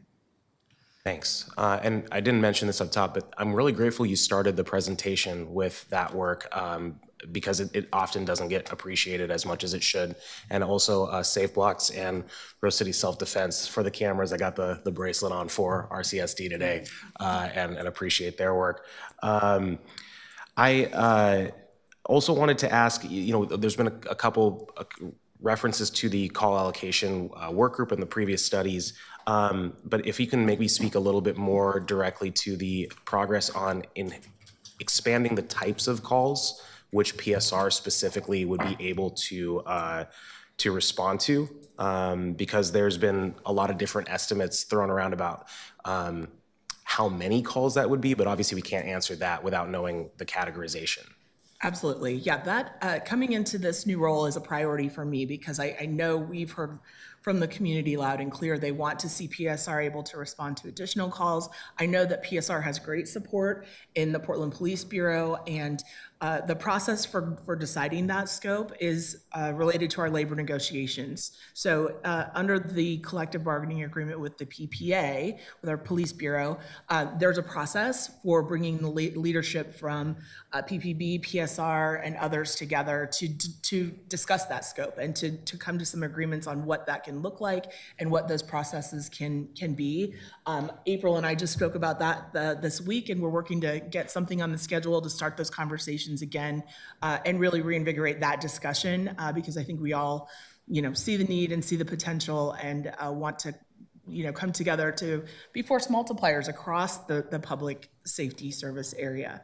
PSR is a first responder, and we want to make sure that we are using our resources in the right way that benefits not just the city, but benefits the community. So very top of mind, again, a Q1 to reinvigorate those conversations. Great. And I guess relatedly, does that also include the conversation around shuttling?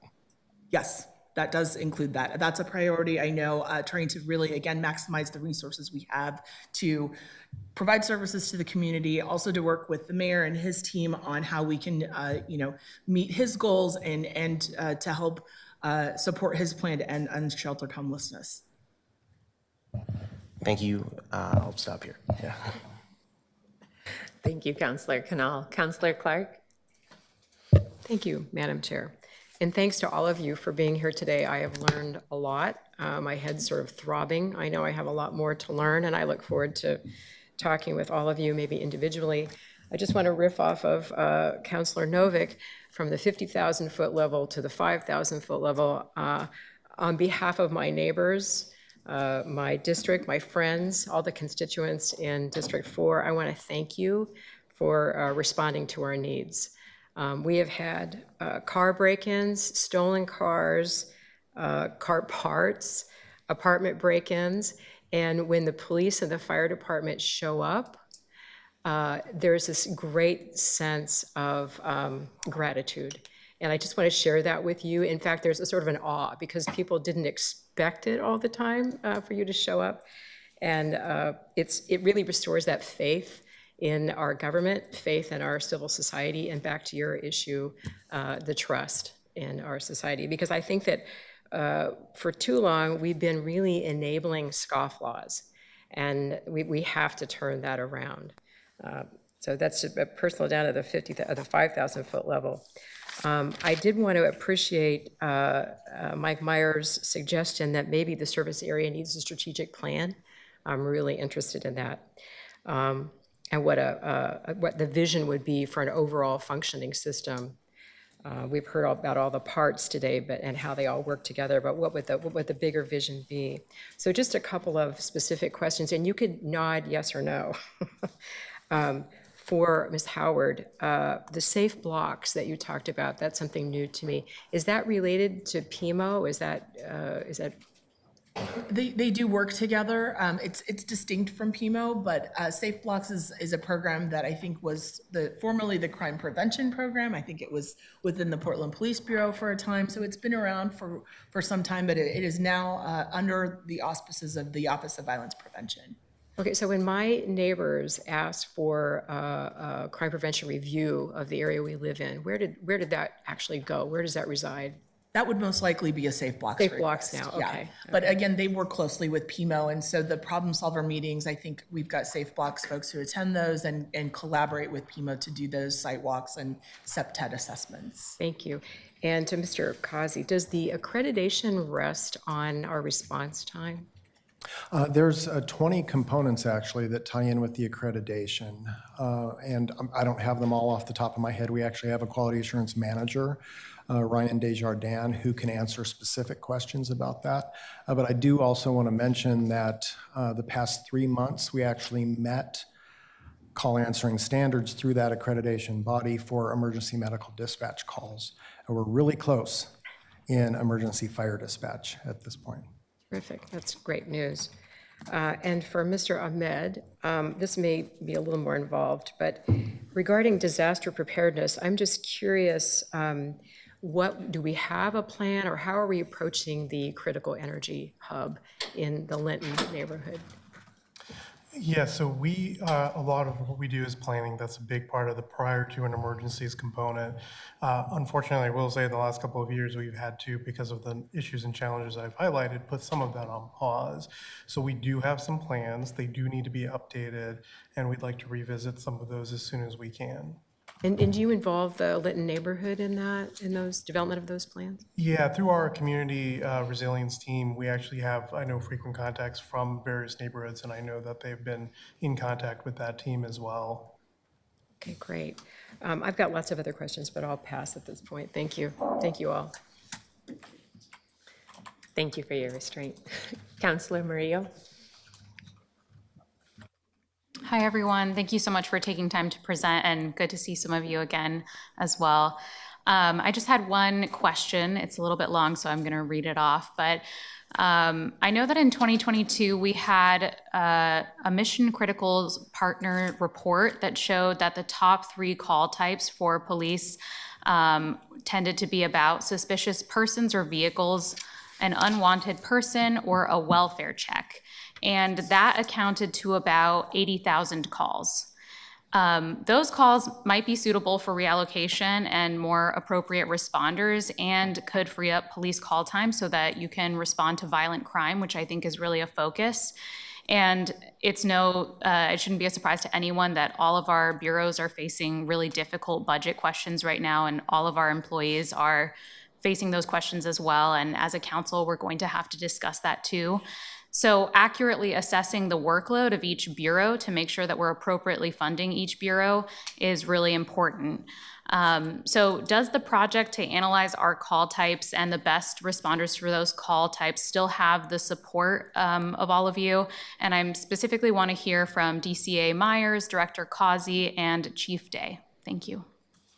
Well, thank you, Councillor. I will just start before passing it over to Director Causey. The answer is a yes. Call allocation work has been a high priority for us for several years now, since when I was the community safety director several years ago, and that concept started to kind of bear fruit.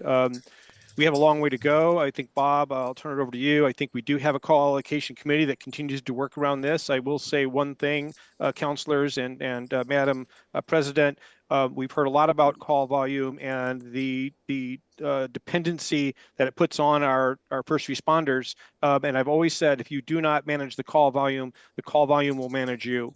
And we must get out in front and analyzing all the call volume and start separating out what really needs a primary response from our law enforcement and our fire officials versus what can be possibly managed by an alternative response. And that's why we've moved down this path in the public safety service area.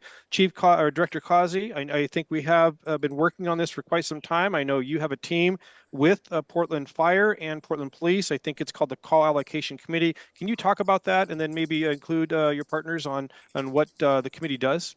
Absolutely. First of all, yes, it is a very high priority, and in one that in my one-on-one meetings with Deputy Director Maudsley, we discuss every week to see what the progress is with that group. Over the holidays, the committee didn't meet. However, they are reconvening. Gosh, I think it might even be today, but I know it's very, very soon to begin unpacking a lot of the specific call types. And, when we look at call types, the initial round was looking at some of the more obvious call types where it's obvious that police need to respond on those calls.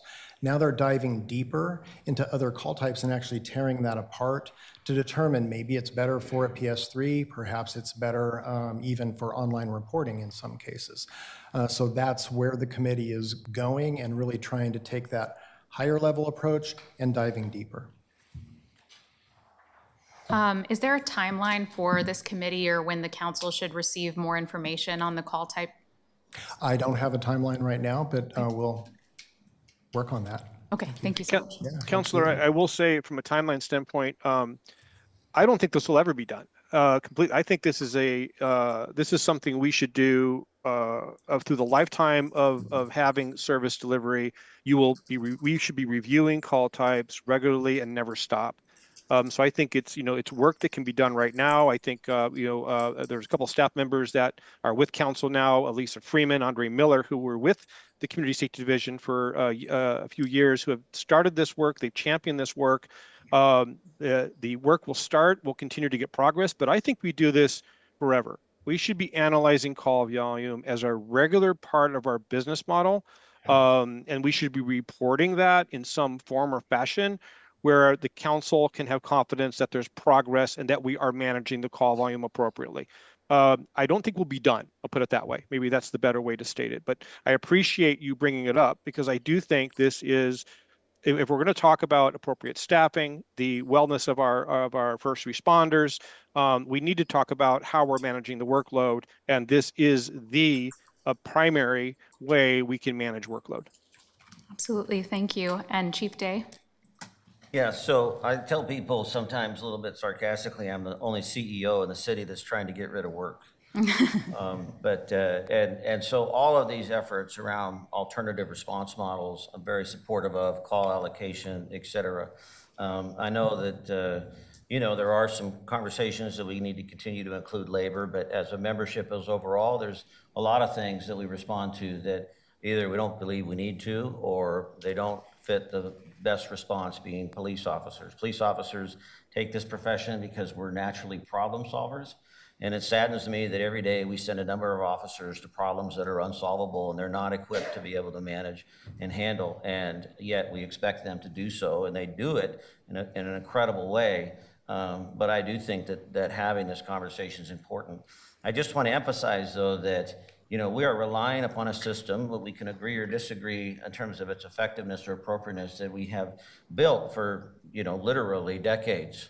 And to make changes in that system requires a really difficult commitment, because we can't replace one until we have something else to replace it with. And I think Measure 110 is a great example of that. The concept around Measure 110, the belief and the understanding about what Measure 110 may have provided for our community.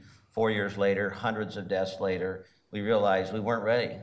And I think when we have this conversation around law enforcement, it's the same thing. This is why I'm encouraging each of you to engage with the Bureau as much as possible, because what's happening on a day-to-day basis on the street through the 911 center, in terms of just practical what's playing out. The other day, as I was driving to a meeting, listening to the call of a mother who had called in because her 15-year-old daughter had threatened her with a knife, has a history of anxiety, and is hiding in her room, and they don't know what to do. Nobody wants to go to that call. That's a tragedy on so many levels. Is it appropriate to send a police officer? Is it appropriate to send a mental health response? Is it we send both? What do we do? And that's just one call out of thousands. So I think this is a very timely, important, critical conversation. You have my support to be looking for alternatives, but at the same time, in real world, Portlanders are calling out of a desperate need for help, and we have a responsibility to provide that. And your police department is the primary responder for that. Counselor, I'd like to answer just from the fire department perspective as well. And we are absolutely committed to that work. And as DCA Meyer said, and I think I mentioned before, this work has been going on for years, and we're committed to continuing that to ensure we send appropriate responders to the community and the calls for service. I do want to separate, and I'd love to have further discussion about this, but there's been a thought that if we can come up with a appropriate responder for low acuity medical calls, for example, we can reduce the size of the fire department, because a large number of calls would go over there. I would just want to say that is a fallacy. What we do, why we are set up the way we are, is to manage risk. So we have to look at the risk within the city and deploy a fire department to mitigate that risk. Just because we are able to ship low acuity medical calls to a more appropriate responder, that doesn't change the risk of a catastrophic wildfire in Forest Park or Palo Butte. That doesn't change the risk of a mass casualty incident at one of our public events. That's what we're set up to do. We've taken on additional work through calls that, again, rightfully so, should probably be going somewhere else. But that risk, that underlying risk doesn't go away. So I just want to caution, and again, I'd love to have further conversation about that and how we look at the size of our services, how we're set up, how we provide that. But it's that risk management at the core level of it all. Yeah, that makes a lot of sense. Thank you all so much. Appreciate you.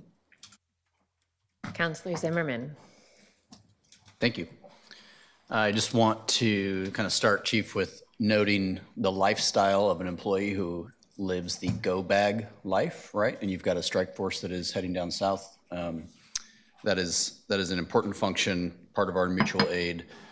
Having been somebody who has led a task force in wildland firefighting myself, not nearly at the intensity your folks are moving into, I just want to give a nod to those employees.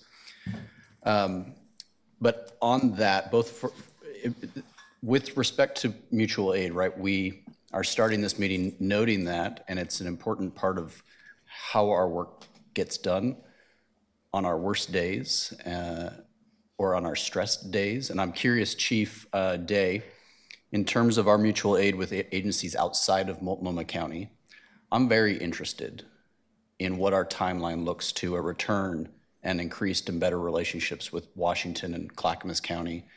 And in particular, I think the thing we see every single day, or we used to see every single day, was police agencies from other TriMet jurisdictions being on our transit system. I was at DCM in another community, and my officers worked in Portland as part of transit. We've left that. I'm curious on when we can see that return, or if it's in your vision. Yeah, a priority of mine when I return is these agency relationships. You know, unfortunately, for a lot of years, and I was certainly a part of this, you know, Portland sort of worked independent. We're the biggest fish in the pond, didn't really see the need, and I think to our detriment, we lost some of those contacts. Certainly policing's different. Policing's different in each of your districts. It's gonna be different in each of our counties and different communities and expectations. That's why we have 18,000 police departments in the United States, because everybody has a little bit different idea about what they think their city or community or county needs. But I have made that a priority, and I'm pleased to say that we've reestablished some tremendous relationships both in Washington County and in Clackamas County. We're actively working with Washington County in conversation about reestablishing a written agreement. I saw Sheriff Massey just recently, and we've agreed to meet here in the coming weeks. We're trying to push that forward. A little bit complicated when you get outside of Portland because it's not just Washington County, but there's 7 or 8, 9 agencies out there. So we have to get a lot of chiefs in the room to be able to have that conversation. And I've had those both with Hillsborough and Beaverton, Tigard, you know, great relationships. And as I said, we do have a handshake agreement with several of them that they will support us in critical times, but we haven't formalized that. Clackamas County, as well as the same. I haven't had as many conversations with the sheriff. We've tried to connect and have missed each other, but certainly conversations Lake Oswego, Westland, Milwaukee has supported us, and we've had some, needed some help on, you know, emergency responses. So that is growing. I'm trying to formalize it. Our relationship with the state police, I don't know if it's ever been stronger. I spoke with Superintendent Cotting yesterday. I applaud the governor for her willingness to support and offer, you know, the use of troopers over the last year, and continue to be really engaged with them. They're probably our closest partner. The one thing I will mention, I know you talked about outside of Multnomah County, but in Multnomah County, I'm proud of the fact that we did formalize an MOU with Gresham, with Multnomah County, and with the port last year. We had not had one for a long time. We now have a formalized MOU. In regards to going forward, I see public safety as a regional approach. And what's changed a little bit is in the public safety sector is oftentimes like, well, we're not Portland, that's not us, you know, that type of attitude. That's not the case anymore. We recognize as public safety partners that, you know, crime doesn't stop at the tunnel, you know, the issues don't stop at the, you know, 162nd and Burnside. They're gonna continue. And so the increased amount of conversation and resource building is there. Around TriMet specifically, 60% of the TriMet calls in the city of Portland, we take already, 60%. And yet we don't have a presence in TriMet. And TriMet will actually pay us to take those calls. I've met with Sam, their director, several times. They would love to see us re-engage. I would love to see us re-engage. But it goes back to the earlier comment about, you know, chicken or an egg, rob Peter to pay Paul, whatever you want to use. If I pull 5 officers and a sergeant and say, hey, you're going to work the train from downtown to 162nd, or you're going to focus on X around TriMet, even though we're picking up those calls, we've also now depleted in the precincts. But I am in conversations with TriMet around that. I think it's important. And I think if we took that step, Counselor, it would increase the amount of presence and demonstrate to other agencies, hey, we're in this together. But there is a little bit of a tension point between, you know, those that are working for TriMet and the areas they service. And it's frankly not largely in the city of Portland. We're still carrying that load. Thanks, Chief. I have that goal as well. I know it's long-term, and I'm not asking you to reassign today, but I hope that we maintain it as part of our goal. For both police and fire, I think what I could really use to be helpful would be a correlation report between the use of overtime to staffing positions. and the changes that we see in our costs for that. We talked a lot about that, and I'll state it, that will be helpful because I think I have a goal is a reduction of overtime as a standard operating procedure and back to being, or whatever makes sense in each agency, more of a momentary need or a lottery system instead of a, you just know you're going to do a certain number of overtime every week. So that would be my goal, and I would love to see how that fits into yours. Director, I'm sorry, I'm still learning some names here. Kazi, I just want to share, Chief Day mentioned that we cannot not believe our experiences. And we've all heard, I think, over the last couple of years, some pretty terrifying and disappointing 911 outcomes. I want to share with you, last month, I had a good outcome. I had an intense situation where I called 911 and needed to be transferred to another county's 911 system. And it happened so rapidly, I can't even recall if there was a delay, right? And so I just want to commend the team, the improvements over the last few years, and I hope you'll pass that on to your staff. I know that they've been in the media a lot, and that can be hard, but I appreciated their work and my own experience. Thank you.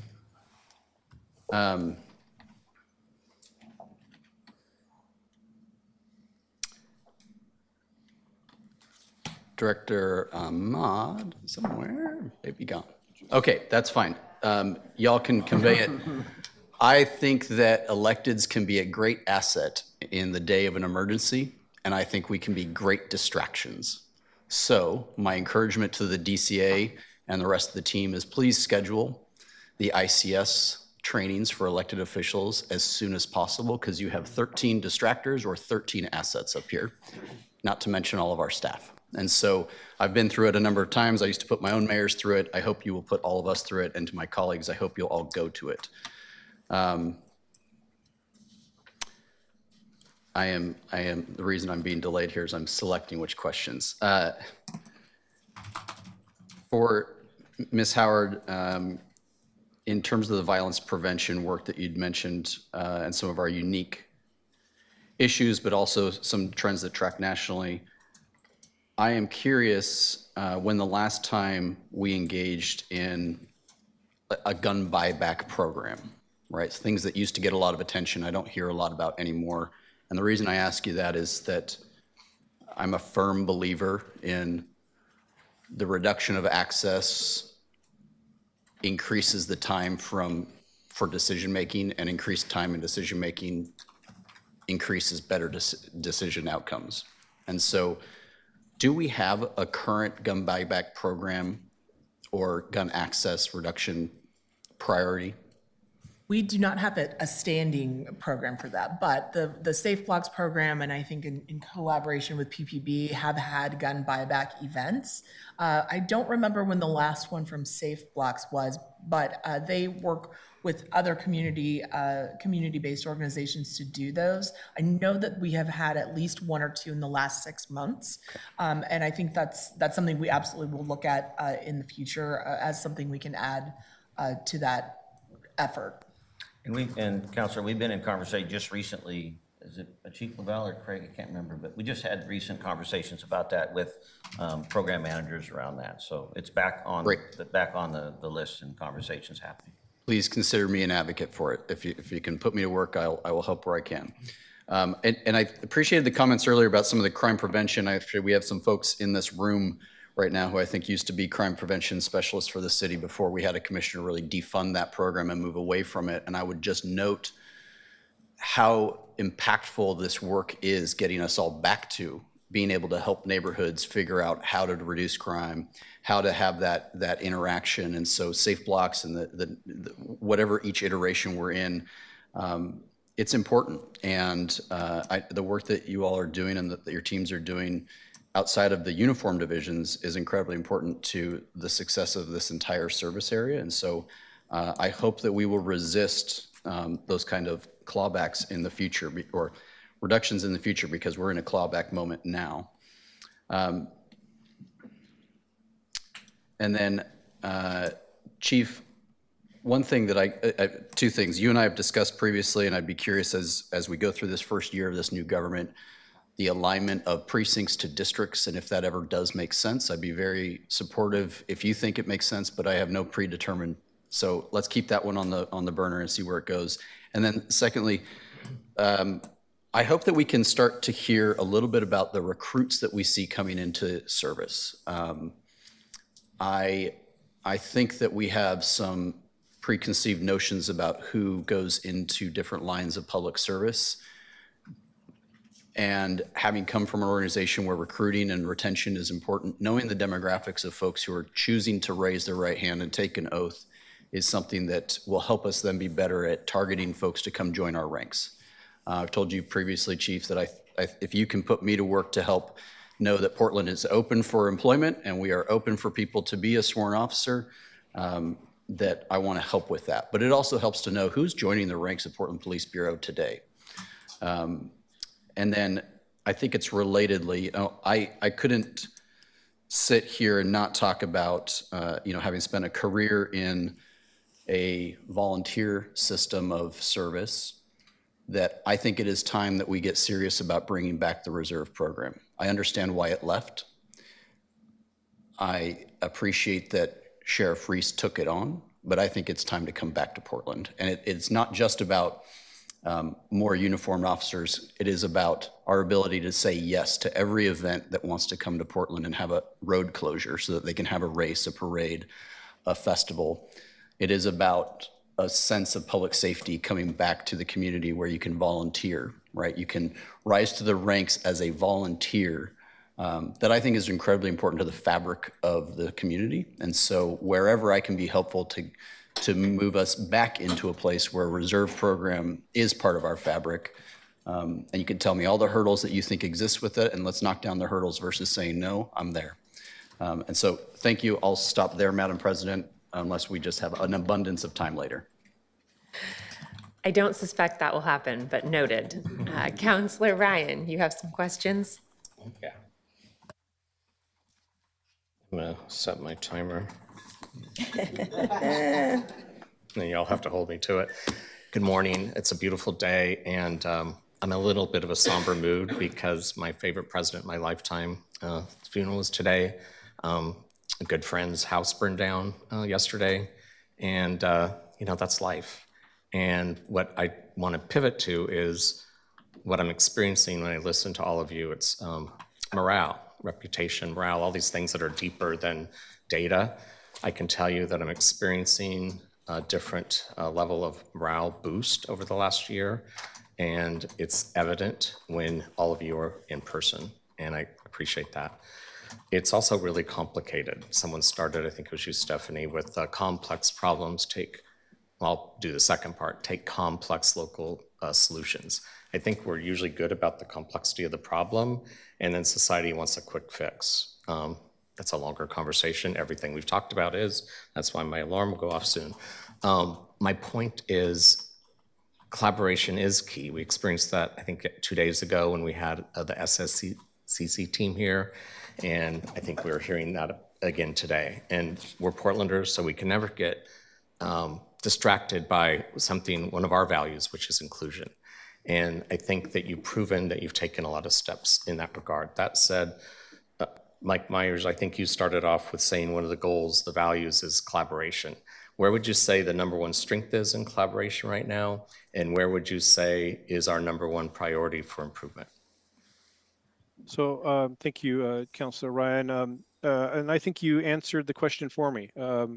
Really? I'm not there today, but I can tell you over the last 6 months in working with the talented individuals that have presented with you today, that there has been there's a difference. There's a change in the energy around public safety. And I'm hopeful, and just kind of listening to what you said, I'm hopeful that the council is seeing that energy and that passion amongst this group today.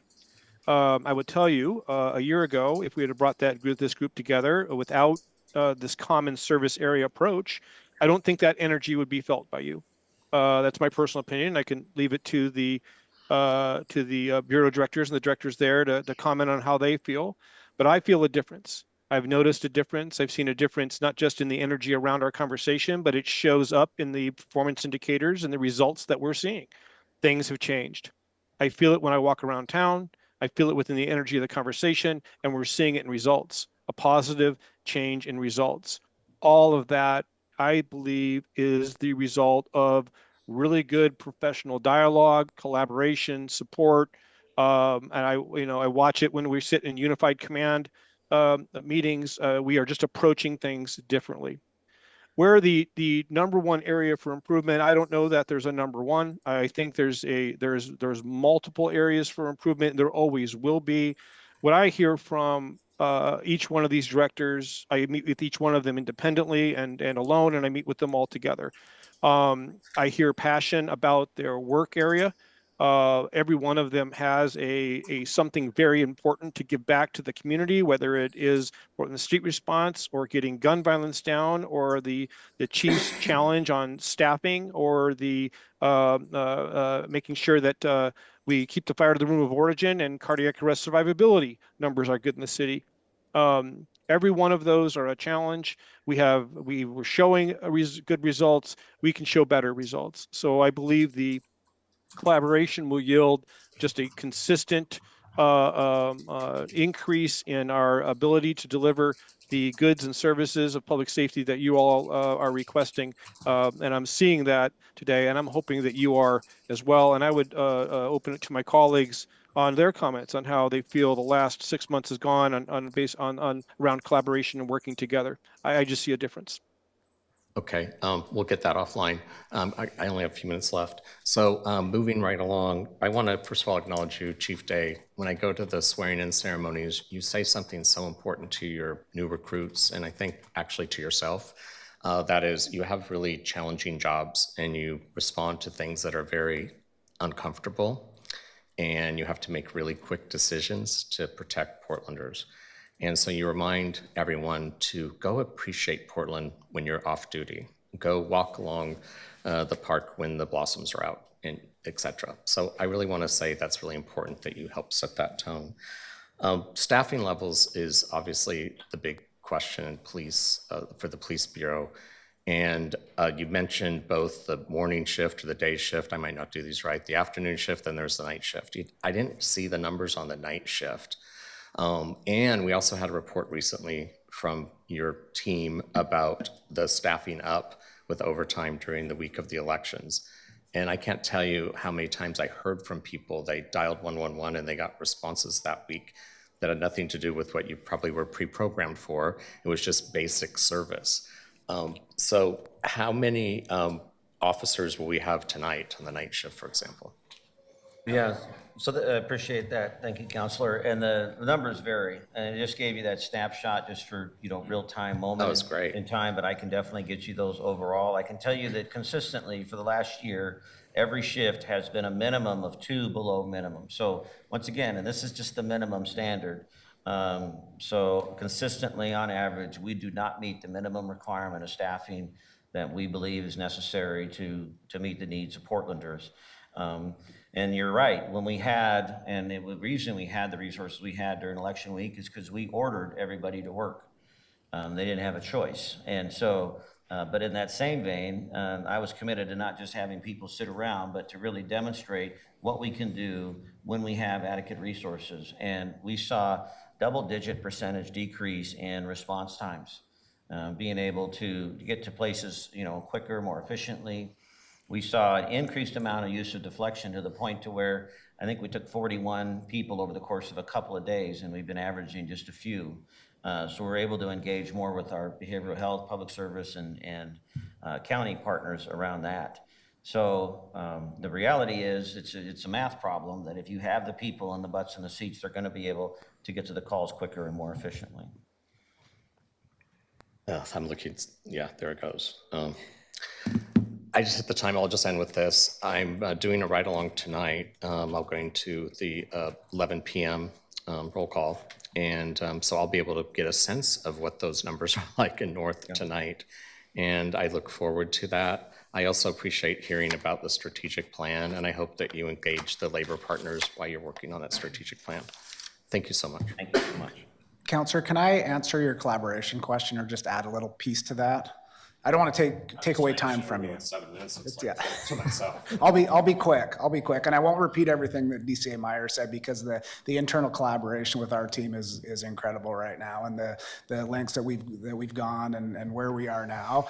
There's a lot of positives there. One challenge that we have faced on the fire side is with emergency medical services, which is managed by Multnomah County. So over the last couple of years, we've experienced instances where no ambulances were available. Unfortunately, despite pushing and asking and getting to the point of begging, it took a long time for that change to happen, where now we are seeing an improvement there. We're not at that level 0 status anymore. So that's one piece. And I know this goes well beyond the fire department on city-county collaboration and working together. But I just wanted to put that out there, that's been a real challenge for us. For us with how the system is set up in the EMS world, and working through that with what our responsibilities are, what the county's responsibilities are. And on a lot of fronts, we work very well together, but there's also some big challenges there. With all the improvements we've seen with theft and with gun violence, can we have the national average right next to that so we can see how we stack up? Thanks. And I just received a text. We have 36 that are scheduled that we hope to have. We only have 31 right now for this evening, and that's including people on overtime. So the likelihood tonight we'll be 5 or 6 short on night shift. And then another accompanying piece I'd like is to see when the crime takes place. So when I listen to small businesses and neighbors, and there was a lockdown not far from my neighborhood last night, it seems like a lot of it happens, like my mom always said, after midnight. So if you could give us that data, that would be helpful too. Yes. Thanks. We have, I think, 3 folks left who haven't gotten to ask questions, and I'd like a minute at the end, so I may ask you all to stay about 5 minutes late. We were about 5 minutes getting started. Councilor Green, go right ahead. Thank you, Madam President, and I'll be brief. I just have one question. So, and it's on emergency management. Director Ahmed, but also Chief Gillespie, you may add some flavor to this if you feel it's appropriate.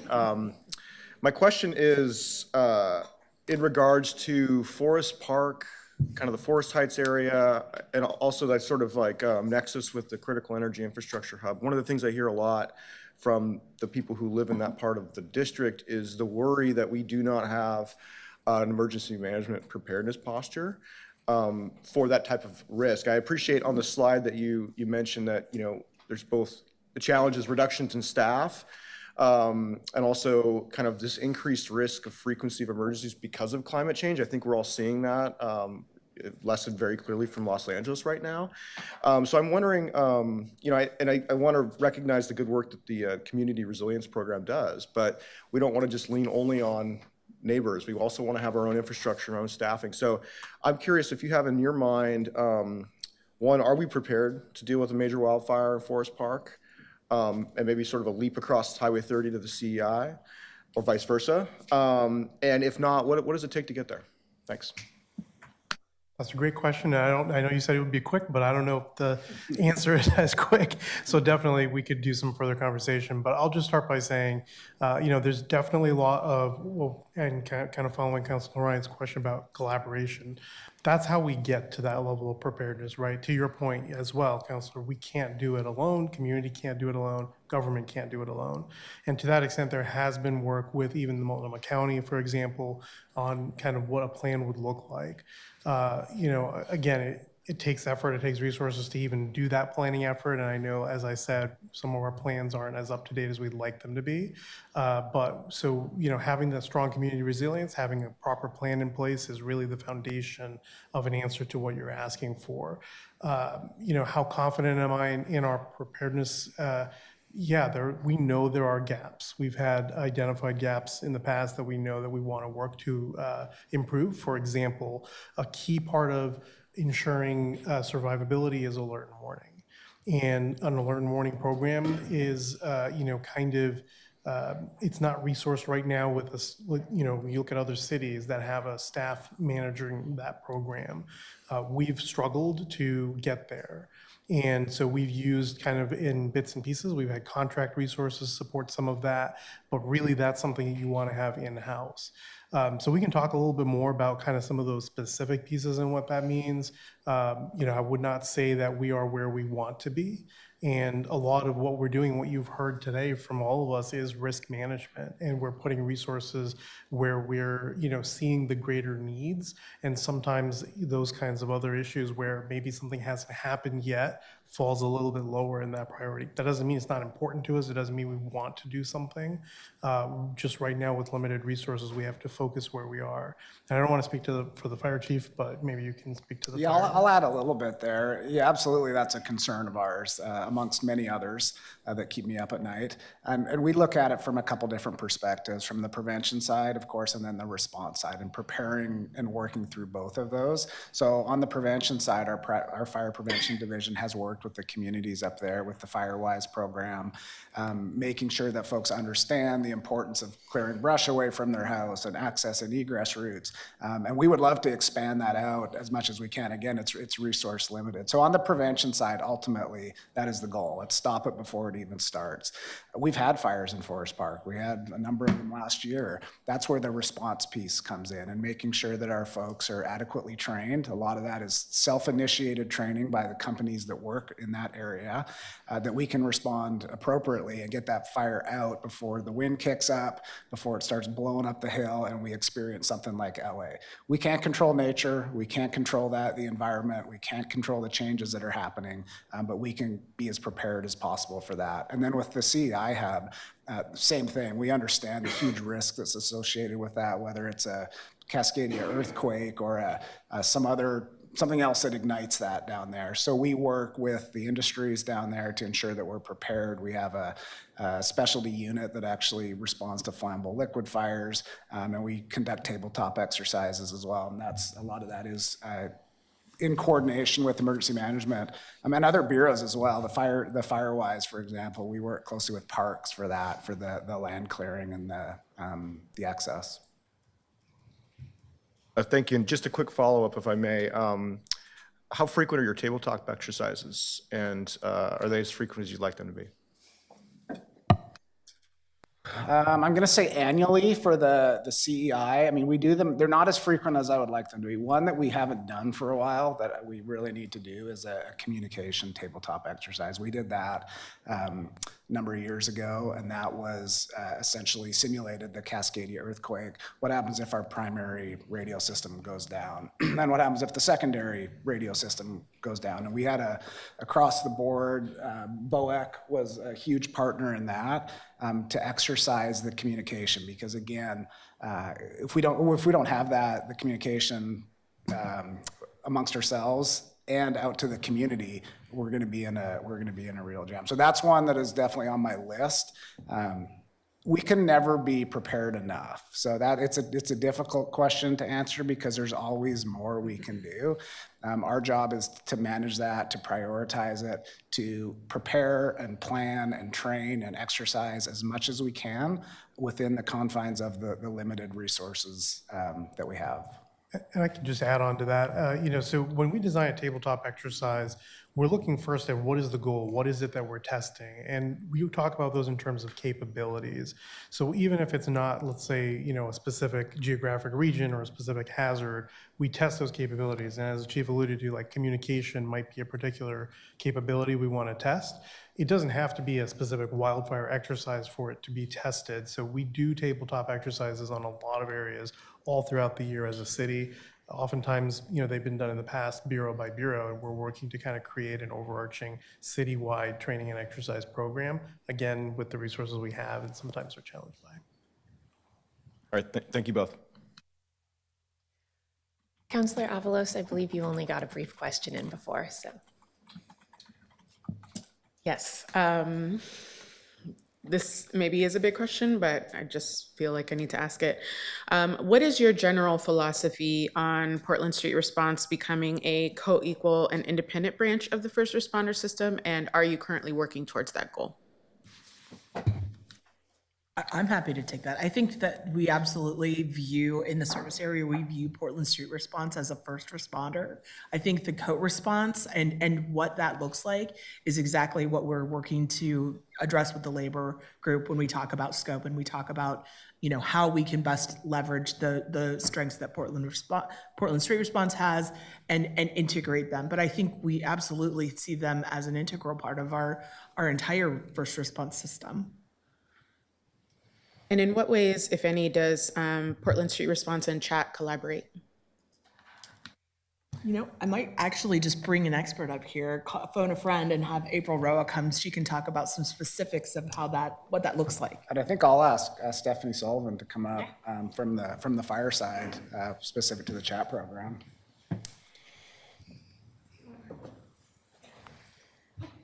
Good morning, April Roa with Interim Program Manager for Portland Street Response. To answer that question, we were previously, 6 months ago, working side by side. With the transition out of fire, how our teams collaborate out in the field hasn't changed. How our follow-up teams work together and collaborate with each other hasn't changed. I think we're both programs are very committed to our clients out in the field, and that is our top focus, and whatever it takes for us to meet the needs to our community, our staff are doing. So they're constantly calling for co-response if it's outside of our scope. For Portland Street Response, if we need more low acuity medical, we're gonna call for chat to come out. If it's higher acuity, we're gonna call for fire. If it's a police response, we're gonna call for them, and vice versa. Yeah, Stephanie Sullivan, Acting Deputy Chief of Community Health, chat. I think one of the really most important things that we collaborate so well together is in the follow-up. So we talk about this case coordination, and sometimes people try to isolate, you know, Portland Street Response, it can just be Portland Street Response or just chat. Everything overlaps together, and we can't isolate these any more than we could isolate just police and fire, because we overlap in so many different ways. And I think the really beautiful thing is in our follow-up teams, in these case coordinations, we're able to talk about our clients and our patients in a way that we can help move them forward towards independence and towards health, both behaviorally, mentally, substance use-wise, and also physically with their medications and the way that they interact with the healthcare sphere. So I think we still continue to do an amazing job at that. Our responders all work really well together. Our leadership teams work really well together as well. So. Yeah, and just to add a little more is because we have worked so closely together, we really understand each other's strengths and really draw on those respectively in real time, aftercare and in first response. Thank you. Councilors Kanal and Novick, Vice President Koyama Lane has not had an opportunity to ask questions. Do you mind deferring to her? Okay, go ahead, Councilor.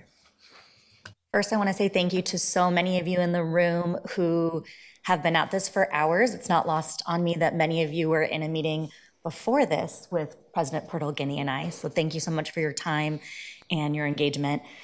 Continuing the conversation around the scope of Portland Street Response's work and the possibility of the extension of the scope of that work, specifically the ability to shuttle individuals, community members, that's something that I would love to continue talking about.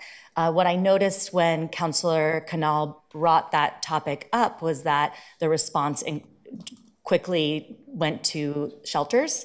And so something I've already been hearing from my constituents who care about Portland Street Response is that they have some concerns that PSR will be used to shuttle community members against their wishes to shelters. So I'm wondering, Mr. Mayor, Director Howard, if you can speak a bit to this concern that's been brought up to me. I'm happy to speak to that. I think I would do my best to allay those concerns for your constituents. Portland Street Response is not law enforcement. They don't have the authority of law enforcement, and they don't even have the authority to, for the most part, to place someone on an involuntary hold for mental health reasons. So I don't foresee that PSR is either being asked to or equipped to do any kind of involuntary transport of individuals in any circumstances. So I hope that can help you with that. And I concur, and that would only be under a voluntary circumstance. Thank you so much. I know we have other folks who have questions, but we are at time, so I'm going to ask that you all be open to hearing from us in writing so that we can make sure we get the rest of our questions answered. I also heard some asks for follow-up, both information on cuts to police training and what is being cut and whether that's actually a cut or just being pushed out into the probationary period. Information on a number of reports that you all referenced that it would be great to make sure we have easy access to. And also information on who our new recruits are and who these folks are who are joining public service through your various bureaus. I also heard a lot of my colleagues talk about coordination and handoffs and what the right response at the right time is. And I just would like to flag for all of you that that's a conversation a number of us have been having, and that I think we would like to, as we get our work up and running, continue to have with all of you. It's a conversation that clearly you are having as well. It wasn't lost on me, though, that I heard about police and fire being part of those conversations about who the right response is at the right time. And I didn't hear about our alternative response methods being a part of that conversation, and that's something that I'd like to be able to follow up on at some point. I'd like to thank you all for being here. If you have any final closing information you'd like to share with us, please let us know. Otherwise, we can close out just about on time. Mike, do you have anything to add? I don't. Just thank you, Madam President and councilors and mayor, for the opportunity to speak today, and we're looking forward to further conversation with you. Great, and thank you, Mr. Mayor, for being here to hear this conversation and better understand the questions that we all have for your bureaus. With that, I will close our work session and look forward to working with you all more.